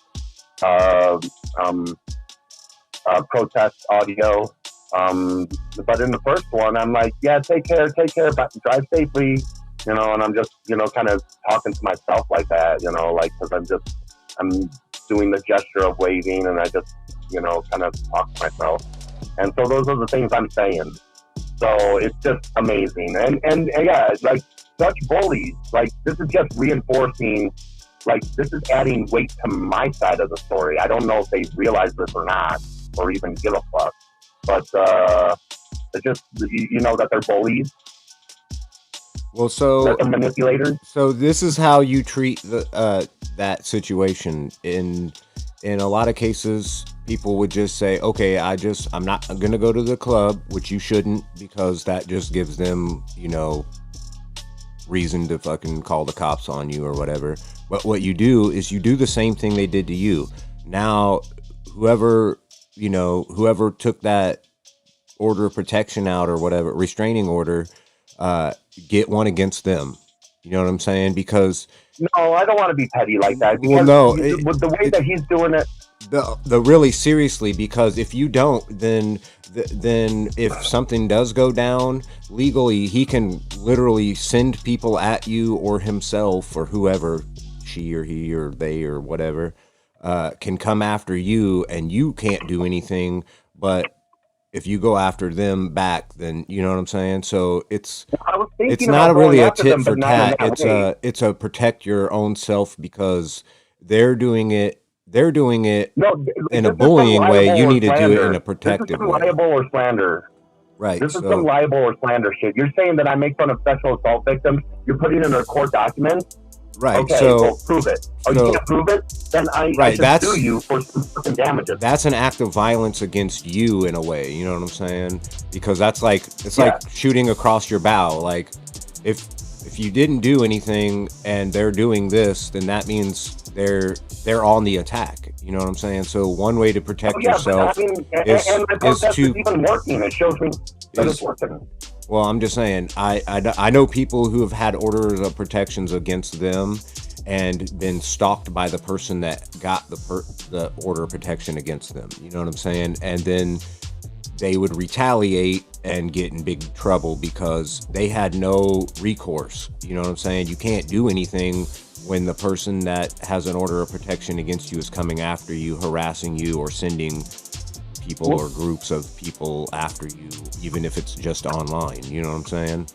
This restraining order is bigger than just the Voodoo Leatherworks Club. If this individual, that's what I'm saying. You need to protect yourself against that individual. I places too if I work up the courage to go there, because now I'm kind of wary of sex clubs overall. Well, that's what I'm saying, because that type of person is obviously in the similar circles that you're in, or has the same type of peers or whatever. Keep me out of the circle. Right. Well, I'm telling you, in the long run, that will protect you, because it's kind of like a contract with the city. You know what I'm saying? Like, he's got one on you right now saying that he's basically protected. He could see you somewhere and confront you, and you have to leave, or you're going to get in trouble. Well, what happens when you're sitting somewhere I don't even know what the dude looks eating like. and he walks in, or she, or whoever, this individual, and you know what I'm saying? Now you have to leave because they showed up, type of shit. I've seen that happen on multiple occasions with multiple different people. So it really can protect yourself if you do that. And it's just, I know it sucks and it's fucking paperwork and whatnot, but It seems, it's something that I probably won't even be able to do on my own unless someone help me, quite honestly. With my ADHD and all the paperwork and everything and having to I was just saying, it's paperwork in general, and most people hate it. You could probably do it online now that the COVID situation is going on. You could most likely do it online. I would check into that if I were you. Yeah, I mean, look, I all I want to do is, just be heard, and they're trying to stop me from being heard. But now it's escalated into what I think is escalating into, what it feels like it's escalating into, is you're trying to keep me out of the entire circle. Even if I move to Denver, you're going to keep me out of the circle there because that BDSM teacher and the fucking the voodoo dude that fucking put the order of protection against me might hang out at places over there. And just like you said, well, I got a restraining order against you, so you got to leave. Yeah. And it's like, it's so petty, but I don't want to do that to them. I would rather focus on maybe slander. It wouldn't be you doing something to them. It's just basically they put up their dukes. Are you just going to stand there with your hands down, or are you going to put your guard up? That's really all it is. Well, my guard up is going to court and fighting this bullshit restraining order. You should do that, but at the same time, you can get one for yourself, and then once you have everything worked out, you just drop it anyway. So that doesn't mean shit's gonna stop either. I could get one against him, and then I could show up at these meetups like a fucking like 2 hours beforehand or super early, and then whenever the dude shows up, I'll be like, oh, well, you're not welcome here, man, because I'm here. I could be petty like that, but I don't want to. But well, I wasn't saying doing anything like that. I'm just saying for the a defensive mechanism, because that's if someone takes offense on you. I don't feel right about that, T-Rex. I just don't feel right about issuing one against him, just because, I know what is the legal game or whatever, but I just, he hasn't done anything to me except ban me from his fucking club, but now he's trying to overreach. Right. And try to keep me from all these other places. Right, but by doing it on false pretenses, he didn't just ban you from his club. He's not really making an example out of you, but using you and using manipulation tactics to get over on you, which is a bully mechanism. You know what I'm saying? So yeah, it's totally true. You're just reinforcing. The only way made the sign 2 weeks ago. It's like if a spouse is okay. Say a husband and wife, right? And the husband hits the wife one day out of anger, and she calls the cops, and then the cops show up, and he says, well, she hit me before. And they're like, well, did you call us? And he says, no. Well, motherfucker, we ain't got a record of that shit, so we're not going to listen to your story. So it's kind of like that. So had he called before when she did strike him and made a record of it, they would be like, okay, we're going to split you guys up, and, we'll drop you off at a hotel or something, buddy, but you guys need to, maybe get counseling or not live together at the moment. That type of shit. But beyond that, besides that, it's that type of, it's kind of like a get out of jail free card, basically, for you if some shit does go down. Well, I'll think about it. Maybe I need to try to find some pro bono lawyer here to maybe ask advice from, or something. But I just got this shit a few hours ago, so I'm not, I got my mind elsewhere. But I'm also really excited too about it because this is good practice. This is all just very good practice. I'm about to fucking leave town anyway, hopefully. So it's all very kind of good practice, and to see how people manipulate things and whatnot, and that really fucking, like, if anyone is able to help me out, you know, especially with the slander thing. You're claiming that I make fun of sexual assault victims. Well, okay, first of all, you should have some proof of that, right? You know, you shouldn't just, like, say it. But I've had hearsay fuck me before, but it doesn't work against other people. Like, if somebody does something and I say they did it, that's just hearsay. Somebody says that I did something, they're like, arrest this guy, throw him in Cook County Jail, feed him mental health meds so he doesn't have a fair shake, and, you know, let's be done with it. Like, that's my, like, when people do hearsay against me. That's a lot of people's experience, Illinois in though. 2012. That's definitely a lot of people's experience, especially in Illinois. I'm from here. I've spent probably 99% of my life here, and I know multiple people who have gone through your situation. That's why when I heard you talking about these type of things before, I was just like, oh, I totally can relate. I hear, and then you're like, oh, and it happened, and I live, you know, in the outskirts of Chicago or in the Chicagoland area or whatnot or wherever, and I'm just like, it's like I know people that are just like that because, you know, my sister's married a couple of guys like that have gone through some shit, and you know what I mean, and it's fucking crazy that It is. how that type of culture it's like part of, I guess it's just part of people, but for some reason around here, and maybe it is everywhere, maybe it is equal everywhere, but just where I'm sitting, it just feels like I've met people from not around here, and they don't seem to be the same type of you have aspirations and dreams, and you have goals, and you have a mentality to get things done, and you want more better for everyone. So I want to stop you from having that for some reason. You know, those type of people, I know. they want to troll you. They want to. It's so insane, though. They It's like, wanna- I want to build heaven on earth, and everybody is like, let's give this kid hell. And Yeah, it's like, what? What the Yeah, hell? Like, I it's- thought I would get different results. yeah, because I think what it is because people are so lazy or so selfish that the little help that they could do to help change everyone's life around them is too much for them to endure or do, and so they would rather fucking They're getting hate. cause 10 times more bullshit to happen and continue and perpetuate that bullshit than to you know, to try to make an actual difference. Yeah, I know. Like, this place is denying me from healing, from maybe meeting someone, from learning and exploring, you know, and experimenting and all sorts of shit. And that's fine. They're allowed to do that, I guess. I'm a piece of shit. I'm not allowed back there. But I should be allowed my protest as well, you know. And I'm going to definitely make that argument in court. And I'm not worried about releasing this shit before then. You know, I have a court date on, what was it, December 6th, I think. Yeah. I mean, I I got a can court date where I'm going to fight this and argue this, which I can actually, hang on to like, this in till my family- afterward if you want. I'm not worried about it. I was just told by the officer to don't come near the business or person. So I didn't get anything, nothing else was told to me, and I recorded the whole thing. So, I mean, I think they need to verbally say. I mean, I guess I'll stop tweeting at them. I have blocked at them a few times.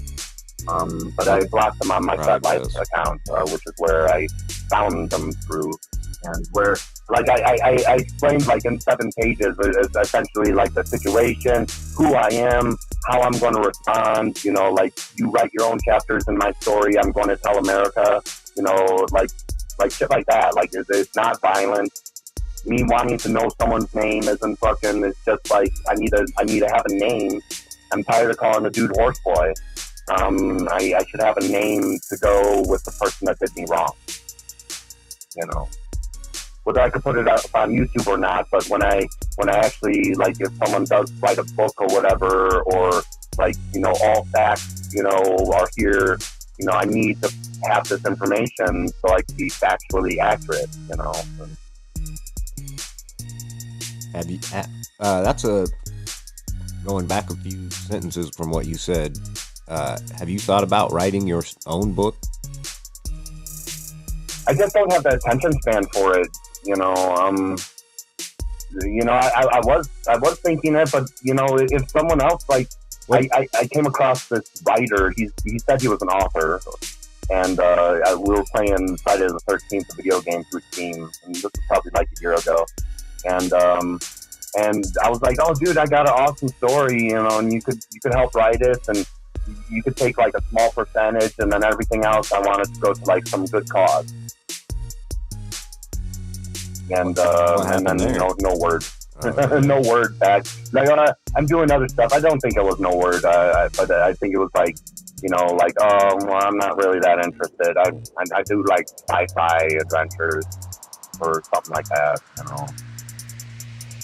Well, it was just a thought because I'm not really an actual author, but I've written some things that haven't been released, but I'm working on. And the same thing could go for you. If you want to do this, you could, hey, 10% of all profits are mine, but the other 90% are going to go to something else. You could do that too, and not give me a single dime. I don't care. I'm not looking to make money, and I'm going to prove it. Is the point of some of these exercises. Well, you need to write a journal. So, write some sort of outline to put the dates in order and like occurrences and all that type of stuff, because once you've done that, you basically have your book written and you can kind of just fill it out pretty easily, or someone else can help you fill it out, because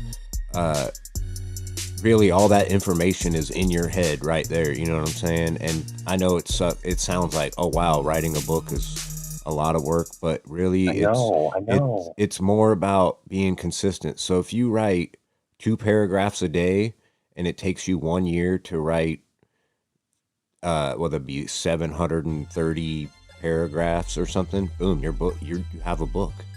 You see what I'm saying? So it sounds like a lot, but it's not a lot. You know what I'm saying? If you really want to get it done. So well, I mean, a book is like really doesn't interest me, but I probably should try. It will help with the story and everything. Right, it'll I'm help. not looking to cash in or anything. Everybody's fucking writing a book. I make fun of politicians. You can write it and shit, give it out for free as a PDF. You see what I'm saying? So you don't even have to charge. Oh, yeah.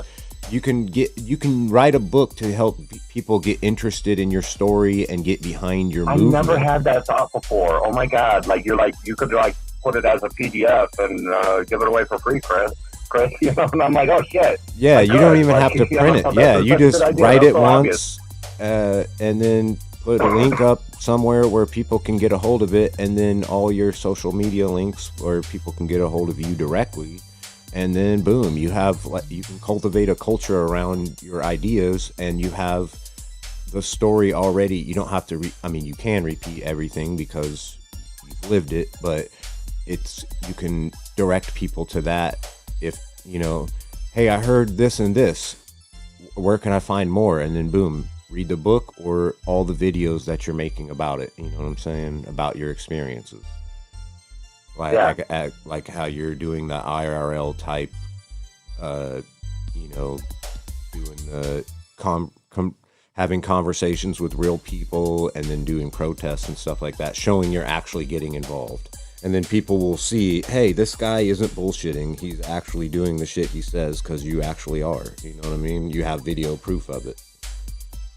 Yeah, and audio when I can't. Like I said, that last protest, I couldn't have the video recorder. Like I got probably like 5 or 10 minutes of video footage when I was there for the 8.5 hours, because I just couldn't let it roll. That makes the battery. We're all subject to our technological limitations and whatnot. We don't all have red cameras. But I have the audio. But the audio recorder is kind of old, and the audio recorder used to go like more than a day. Like it would go for like 30 hours. And now it only lasts about, it was, when I checked it at the bus, when I got off the bus, when I checked it, it was already shut off. like the power had died. So it is 6 years old though. I bought this thing like a long time ago, and I think it was the same audio recorder I used when I was getting attacked, which I hadn't released that footage that audio also because like the very first time when my family attacked me and I released that audio footage or the audio file, and it's from 2013, this old ass thing on my YouTube. I just got nothing but negative bullshit. So it's like, man, why the fuck am I even going to put myself through some more shit? Like, I could prove it. I give it to a journalist or something, or a team of journalists. Like, if they want to, delve into the saga, but just release it to the general public is like, there's so many assholes online, through Twitter and on YouTube, and it's just like, I just decided against it. But I do try to document a lot of things, and apparently I'm going to have to do my audio recorder thing no matter where I go, even if it is in a sex club, and it should be safe with an audio recorder because I'm not recording footage. But just because people pervert what I fucking, have to say and shit, like, it's so amazing. It's so amazing that this is happening to me. It really blows my mind, T-Rex. Like, can I say something about that? It fucking blows my mind still. Go for it. Most people, I heard a statistic of most people, basically almost everybody, only listen, when they listen, they only hear about 25% of the things you say. So if you say like a cuss word in the middle of a sentence and they're not paying attention, they hear that, and so they think, oh, you're angry. When you're just like, oh, I don't give a shit about these motherfuckers and when they do this, blah, blah, blah. And all they heard was the shit part. You know what I'm saying? And so they assume about you and stuff like that. But if you're telling a story to most people, you literally have to tell it to them like 4 times just to get enough information for them to understand the full picture of what you said. You know what I'm saying? Yeah, I'm listening. Sorry, I had to run and get some coffee. But yeah, I'm the same way though. Like when people tell me a story and everything, it's like I need to hear it a few times to really fully understand it. Right, and I mean I'm the same way, and probably everyone I know is like that.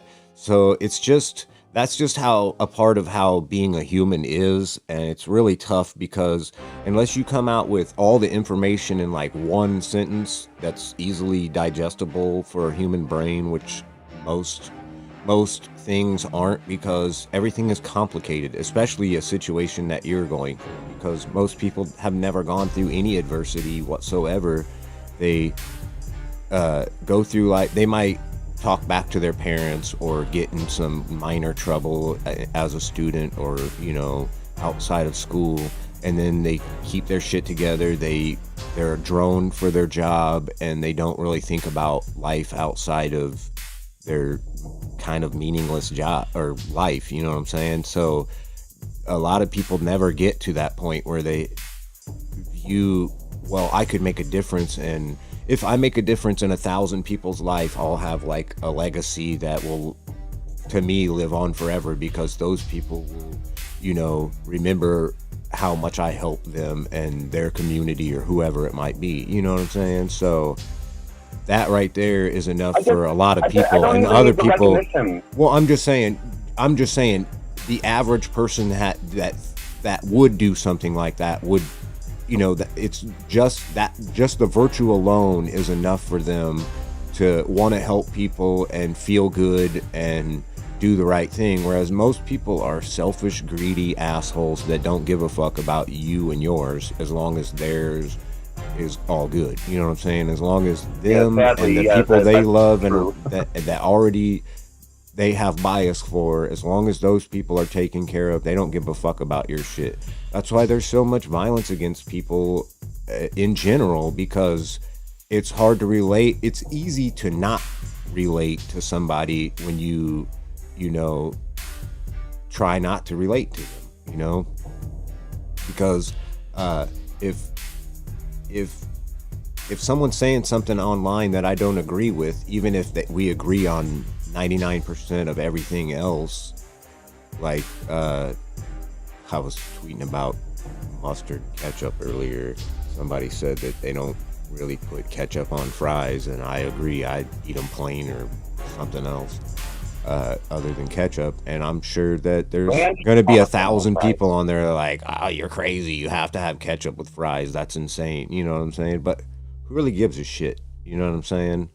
In the long run, like, why do we have to be negative? Why can't we just say, yeah, and plus there's mayo. Some people use ice cream or dip their fries in their milkshake, which is kind of weird, but I've tried it and it's not that bad. I used to do that when I was a kid. Yeah, it's not that bad. I used to dip the Wendy's fries in the that's where chocolate frosty. Yeah, that's exactly what I'm talking about. So that type of, maybe that's an Illinois thing, I don't know.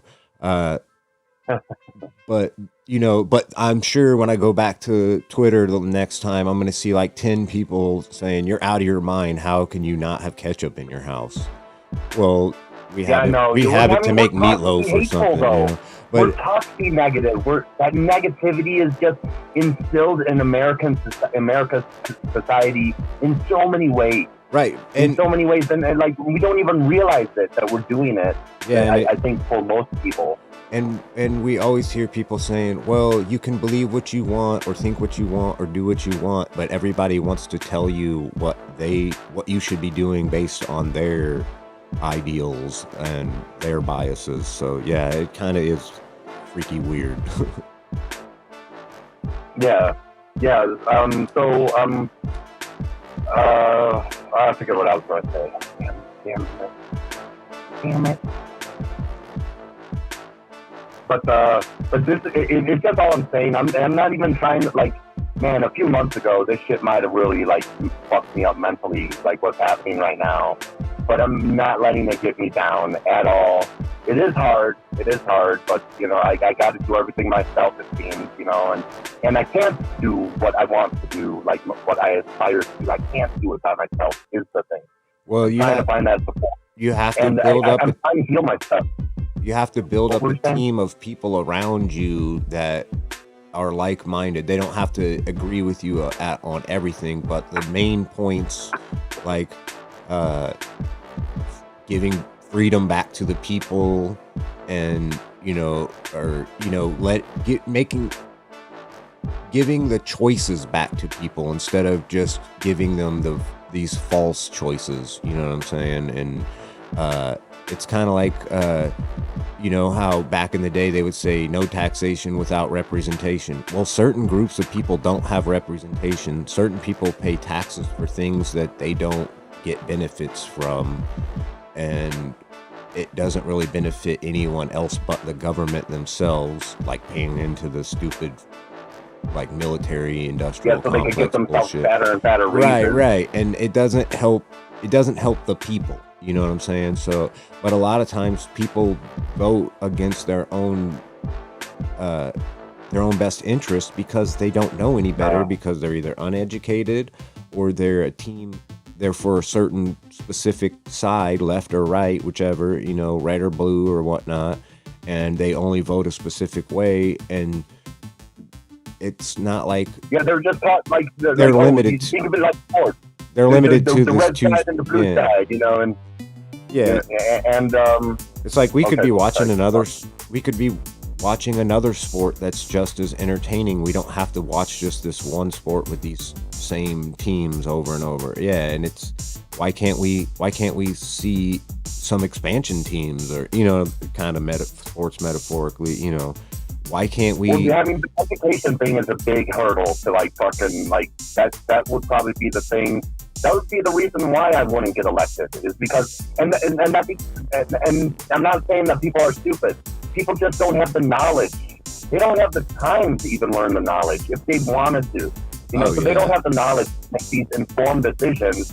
They make these great decisions on, you grew up in Chicago, so you're rooting for the Bears, okay? That's your team, all right, for the rest of your life. You might move to Seattle later, but you're going to root for the Bears, damn it. And that's how people are taught politically as well. And there needs to be more nuance. It can't be that simple. It is a complex thing. And people like to oversimplify politics. I mean, you grew up in the South, you got to vote red. You grew up in New York, you got to vote blue. Some shit like that. And it's like you got to think a little bit more. And that's the thing. Like, people don't have time. People are so overworked and underpaid that goes in the corrupt favor. That people don't have time to be well educated and learn about things that they should know about. Well, that along with struggling in the economy currently in this day and age anyway, because we all know that 30, 40 years ago, it was much easier for a one income family to have, feed 4 or 5 people, house and feed 4 or 5 people, to pay for some college educations out of that. Always have a couple cars. Vacation, have a savings account, decently, 1 or 2 cars. Right, exactly. Maybe a boat or some kind of other toys or something. Yeah. And yeah, my dad had an RV. Right, yeah, that's like what I'm saying. 34-footer. Right. So back in the day, that was feasible on a one-person income. Now it takes at least 2 people with 2 incomes, and maybe 2 incomes each, and possibly more. And that's crazy that just the average person has to work, anywhere from 40 to 80 hours just to, feed their kids and make sure they're not wearing tattered ass clothes. But under 40 too. And they're living in like a minimal ass apartment, and basically their kids have like a dresser, maybe even a cardboard dresser, and a bed that doesn't even have a frame. And they're struggling to get by, and they're just working their fucking ass off, my bed, all right? breaking themselves. Well, I'm just saying that's I know it exists because it does. You know what I'm saying? I've lived like that before. I've had to live like that for many years, so I know exactly what it's like to have to deal with that type of shit. So I can totally relate to the average person who has, we've all been there. And well, okay, there's a lot of people who haven't been there who can't relate, and that's probably the biggest issue, is because they've always had a cush lifestyle. They've always had a backup plan. They've always had family helping them out. They've always had some kind of safety net to keep them from hitting the ground. And once a person finally does, that's when life is real, I think. That's when firstly, people either turn to drugs, or they realize they got to get their shit together so that doesn't happen again, which most people, I think, do that. And then there's just the complete give the fuck up, which, most people just end up homeless because of that. But that's the lesser case scenario, obviously. But it's just wild how easy that shit can get out of control because of either someone's beliefs, someone's circle or inner circle, or just their peer group, or whatever politics they follow. How your life can get out of control just because you are biased toward or against something. Are you there? Yeah. Okay, I thought I lost you. Yeah, I'm here. Sorry. I was kind of spacing out. My bad. No biggie. I've been there. Going in ADHD mode here. Sorry about that. It was just so silent. Yeah. Sometimes I'm like, you're still there? Well, like talking to someone. Usually there's a little bit of like phone noise, so it just wasn't picking anything up. I have a little compressor going. I'm trying to be like a ninja, man. Nice and quiet. So, I think that probably does it for the conclusion of this second recording. I don't have a problem with it being released before my court date. In fact, I would want. I value the truth. And if they want to try to learn some information to, try to use against me, I think this helps explain my story. Whatever, like the 20 minutes, half hour that we talked about, last week, and then this little bit here kind of helps put everything into perspective. Right. I think. Right. So it should probably be a little more than an hour, maybe around an hour. I don't know, but I know you got family, you got a life and a job and all this shit going on, but I would like it before December 6th, just to, maybe. Yeah, I can do that. I didn't know what would be best. Hey, you could listen to this. I explained this all right here, and it may take an hour, but if you play it at double speed, you could definitely make it a half hour. Oh yeah, maybe I'll put that on the screen. I should put that on the screen for a lot of my videos because I kind of talk slow and sometimes I have to gather my thoughts and stuff like that. So well, I do that naturally though. So just talk about it. Just like increase the playback speed. That was like one of the best features.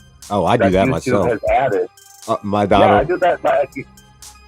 My daughter will come and I'll be watching a video, a podcast or whatever, and my daughter will come downstairs and be like, it'll be like Philip DeFranco on 2, and he talks fast already, and she's like, can you even understand that? And I'm like, yeah, but you got to kind of focus on it, and you have to listen to it a lot to get to, to really understand it. Yeah, you can watch a 15-minute video in 7.5 minutes. What's that? Just about the Amazing Atheist, like when I used to watch him and everything, he would watch videos and riff on them, and then he'll play them at an increased playback speed. Right. And you'll be playing him at like 1.5, and then it'll be like, yeah, like Ben Shapiro at 2x, and then you got the Amazing Atheist at 2x, and it's just you gotta like change the speed for a few minutes just to understand what the fuck's going on. Caitlin Johnstone, that I watched this YouTuber. She writes and she has like a computer read her writing, and she makes these interesting videos, the interesting thoughts that she has. The perfect playback speed is 1.25, because their computer voice kind of talks a little slow. But if you put it at 1.25, then it sounds perfect. Yeah, then I usually do that. Then it's like speeding it up. I usually do that, or 1.5, because 2 for some people, I'm like, what did they say? And I have to keep backing it up anyway. But if I can sit and focus, I'll do it on 2. But yeah, if it's just like background noise while I'm doing like coding or doing whatever, I'll just put it at 1.5, and I'll pick up like 80% of it. Yeah, I can't remember 100%. Like there's certain things that like I try to remember and then it's forgotten about because my short-term memory storage only has so many slots, and once all those slots get filled up, it starts dumping stuff to add stuff to it, and like how the ADHD heads work here. So I do my best, but like I said, I repeating the story when I hear it a few times, then it's like, oh shit, Dad, like now I get 80% of it the first time. And then the next time I gather that 10 or 15%.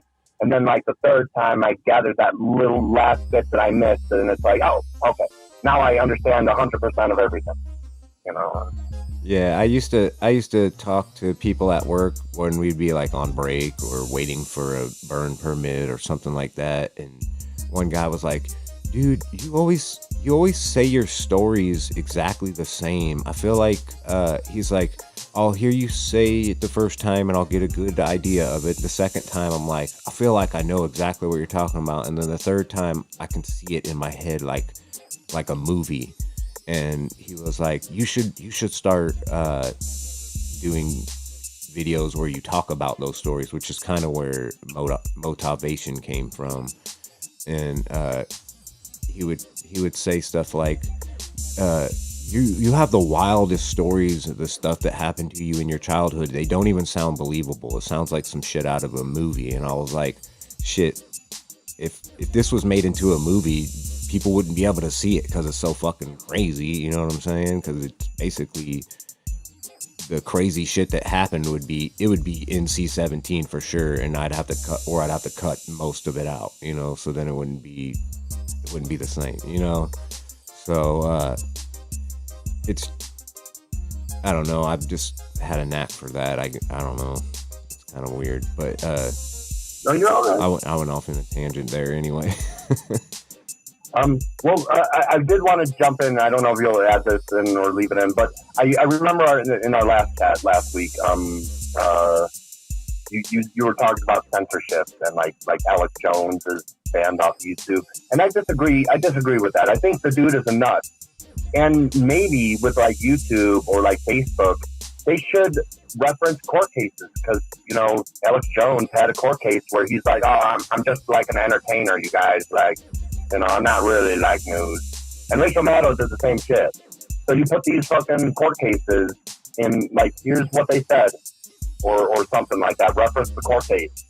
Here's Right. Alex Jones saying in his own words that he is not news. I agree with And then that. put that disclaimer there. I think though that they could just make him, if Alex Jones specifically or anybody who gets caught doing what he did should have to put that at the beginning of their videos. I was, you know, I went through litigation for blah blah blah because of this type And of, I'm just an entertainer. and this is just entertainment, yada yada yada, so that people will know. And he'd have to do it at the beginning of the video before he says a single fucking word, and that way people will start to understand, hey, this guy is just a huckster bullshitter that's been telling us stories for entertainment value, and he's been making millions of dollars off of supplements because we're stupid, you know, and people would recognize that. And I mean, not everybody is completely stupid that's doing that. I'm just saying, like, a lot of people don't realize he's just entertaining, or, you know what I mean? Like, he's riling up a certain type of person or a certain group or crowd for, you know, for entertainment to himself and obviously for financial reasons. But for people that are unaware that he's basically just a troll and he knows it. Yeah, they put him on a really higher pedestal, you know, and they're like, oh, he's way better than entertainment. He's telling truth here. And that's just not the case, but he's able to get away with his bullshit. It's sad that he's banned. You only have to say censorship. You only have to say a few truths and then people believe you, and then you can say whatever big giant lies along that, you know, that whatever you want. And then if you have the right type of crowd or fans, you're just going to blow up because, you know, people want to hear that shit echoed back at them, their inner thoughts that are devious and fucked up and weird, you know, they want to hear that echoed back at them, especially like someone's bigoted or racist or sexist or whatever, you know. He used a little bit of truth. Like, he complained about this one dog of this one tenant that lived here. And this tenant never took her dog out. And the dog would shit inside the place, and he got animal control involved. And that was a good, I could agree with that decision. But then he like used that like, hey, I was right about this one thing, so I'm definitely right about this other shit. You know, yeah, Chris is definitely a rapist, and he's definitely a pedophile, and he blah blah blah, and all those shits that he's you know, throwing at me. And so yeah, he takes his little bit of truth. I was right about this one situation to say I'm right about these next situations that I'm fabricating and manipulating. But I really want Voodoo to know, like definitely, I am going to be looking into which one is the written shit. Is that no, libel? I think that's libel, right? Slander is like saying it on a video. Yeah, but I can't quite remember, but I know there's a difference. You're labeling me. Them. Yeah, whichever one is the written one, libel or slander. But you're writing in a court document that I make fun of sexual assault victims, and I will definitely look into some legal actions there, and trying to stifle my First Amendment rights and protesting your shitty club full of a bunch of bullies, apparently. And I'm sure there's people that have gone through something similar, maybe not as extreme, but, you know, being bullied by that specific individual or people of that club or whatnot. Like, if it happened to me over at that club, it's probably happened to other people at the club, but they just kind of like, you know, was like, oh, well, this sucks, whatever, you know, and they didn't do anything about it. You know, where I am kind of stepping up. I'm a poor person. I can get bullied financially with people that have money. But we'll see. We'll see how it turns out. This is all nice practice. This is good mental exercise and practice. I'm not going to let this shit get me down. Although I just think that they're trying to manipulate the situation because the dude, I think the BDSM teacher was actually from the Denver area, so he's probably involved over shit over there. So they're trying to keep me from the entire circle in like the state is the way that I see it. So this is what happens when you fuck up and you know you fucked up. The best defense is a strong offense. So that's what's going on. They went on the offense because they know that they don't really have anything on you, but what they did, you know what I'm saying? They have to justify it themselves somehow. So the only way they can do that is to basically stop you from being able to do anything. I know, right? That is so petty. Oh my God. Like, I originally thought, you know, that, or I made a journal entry on my little FetLife thing, you know, shortly after that first visit, before any of this shit, before I even learned that I was banned or anything. And I said something like, you know, that the guy was talking about predators in the sex club scene, you know, and I had made a comment like, well, there's not only predators, but there's assholes in there too, you know, and it's just like really reinforcing like everything that I had said before I knew any of this shit was going to happen and whatnot. Like, to just say that my protest and that me jiggling around in my seat or bouncing around in my seat, occasionally I'll stand up and dance because my legs get like, you know, I get pins and needles in my feet and everything, you know, if I don't move around. So like I'll sometimes dance, although it's a little hard on the street angle and whatnot. To say that is violent behavior, oh my fucking God. You are so full of shit. Yeah, that's some, you know? That's some delusional ass shit. Yeah, well, I mean, I'm sadly used to it. I'm sadly used to this sort of abuse, and it's amazing that this abuse is coming from people that are like, yeah, we care about, like, you know, like sexual assault victims. You know what a creep would do? A creep sexual predator would do is, it wouldn't be out of their purview there to make a sex club and want to hold a monopoly on who's able to come in and not come in, right? Yeah. And I have a feeling that if I had boobs, T-Rex, I'm sure maybe the situation would be a little different. But I'm another penis. Yeah. And maybe there's some biases there. Well, it's always a possibility. Can't rule anything out anymore. Yeah. Yeah, I know, right? You know, it's like, but it's just, yeah, it's just so, it still amazes me, although I really shouldn't be surprised. It's just like, man, I'm just trying to do good. I'm trying to get support. I'm trying to heal, which you guys denied me of some healing, so I gotta, like, do everything myself, apparently.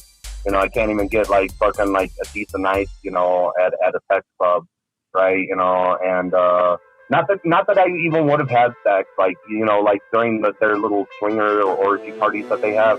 I probably would have just like hung out there and tried to meet somebody and get to know them a little bit before I even engaged in any sexual activity. Which means like getting to know somebody like a few visits to the club before I felt comfortable getting down and dirty, right? You know, yeah, but it seems reasonable. Like, now I'm kind of totally turned off to it. Like, I'm turned off to the idea.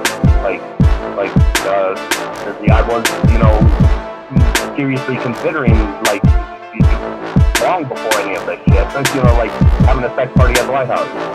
And these motherfuckers will definitely not be invited. You know, like, is all I got. And I can tell my story, too. And if that's not your thing, America, you know what? You don't need to come. Come in. Since that's on an actual high note this time, I think we could end on that. Yeah, that sounds good. It was talking with you and getting this off my chest. This is kind of very therapeutic, as I said last time, and I'm probably going to say every time. It's very therapeutic talking to someone and, you know, getting kind of this stuff off my chest, and maybe, you know, someone hears this and decides to help, or, you know, is in some sort of position to help. Or at least spreads the word. Finally, maybe help. Spread the word. Yeah, spread the word. So, you know, let people know, like, they might be cool, they might jerk you off, or polish your pearl or some shit, but they're doing this bad shit to me. You know, so does them really touching your special spot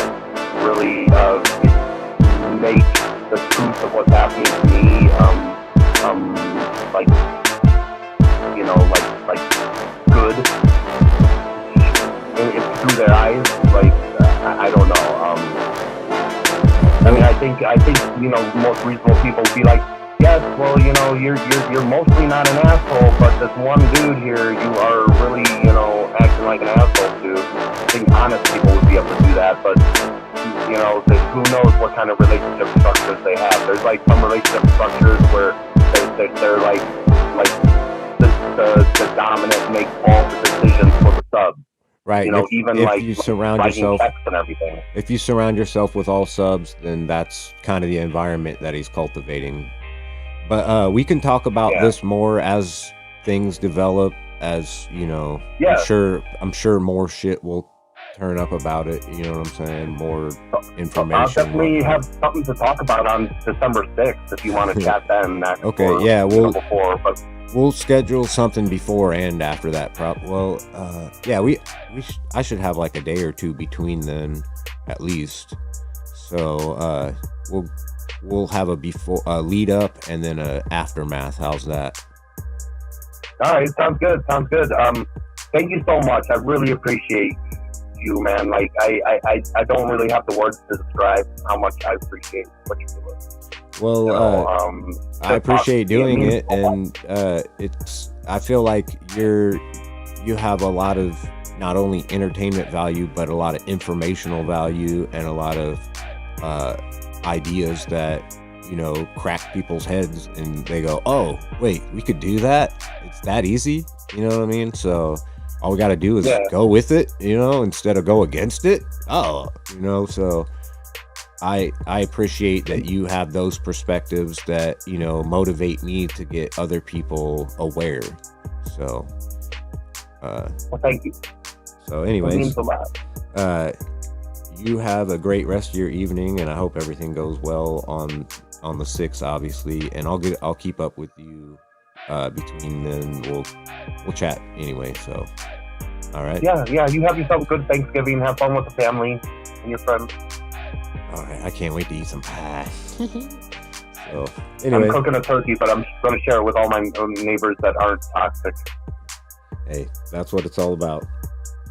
So sharing is caring, and I know you know all about that because you're very neighborly and Yeah. open. All right, well, it was great to talk to you. I'll hit you up real soon with a better schedule, and we'll work something out to talk to each other soon. So All right, yeah. We'll stay in touch. all right, And you take care of yourself, man. all right, good luck with Fun you, chatting. and I'll talk to you soon. Bye. Bye. Peace. Bye. All right, so obviously you just heard that we're going to speak before the 6th, probably within a couple days of that, and then probably maybe within a few days of just after that. So stay tuned for more. Make sure you hit that like and subscribe button, and then hit that bell notification so you'll see when those videos are released, and you can hear a lot more about it. All right, you guys have a good one. Bye-bye.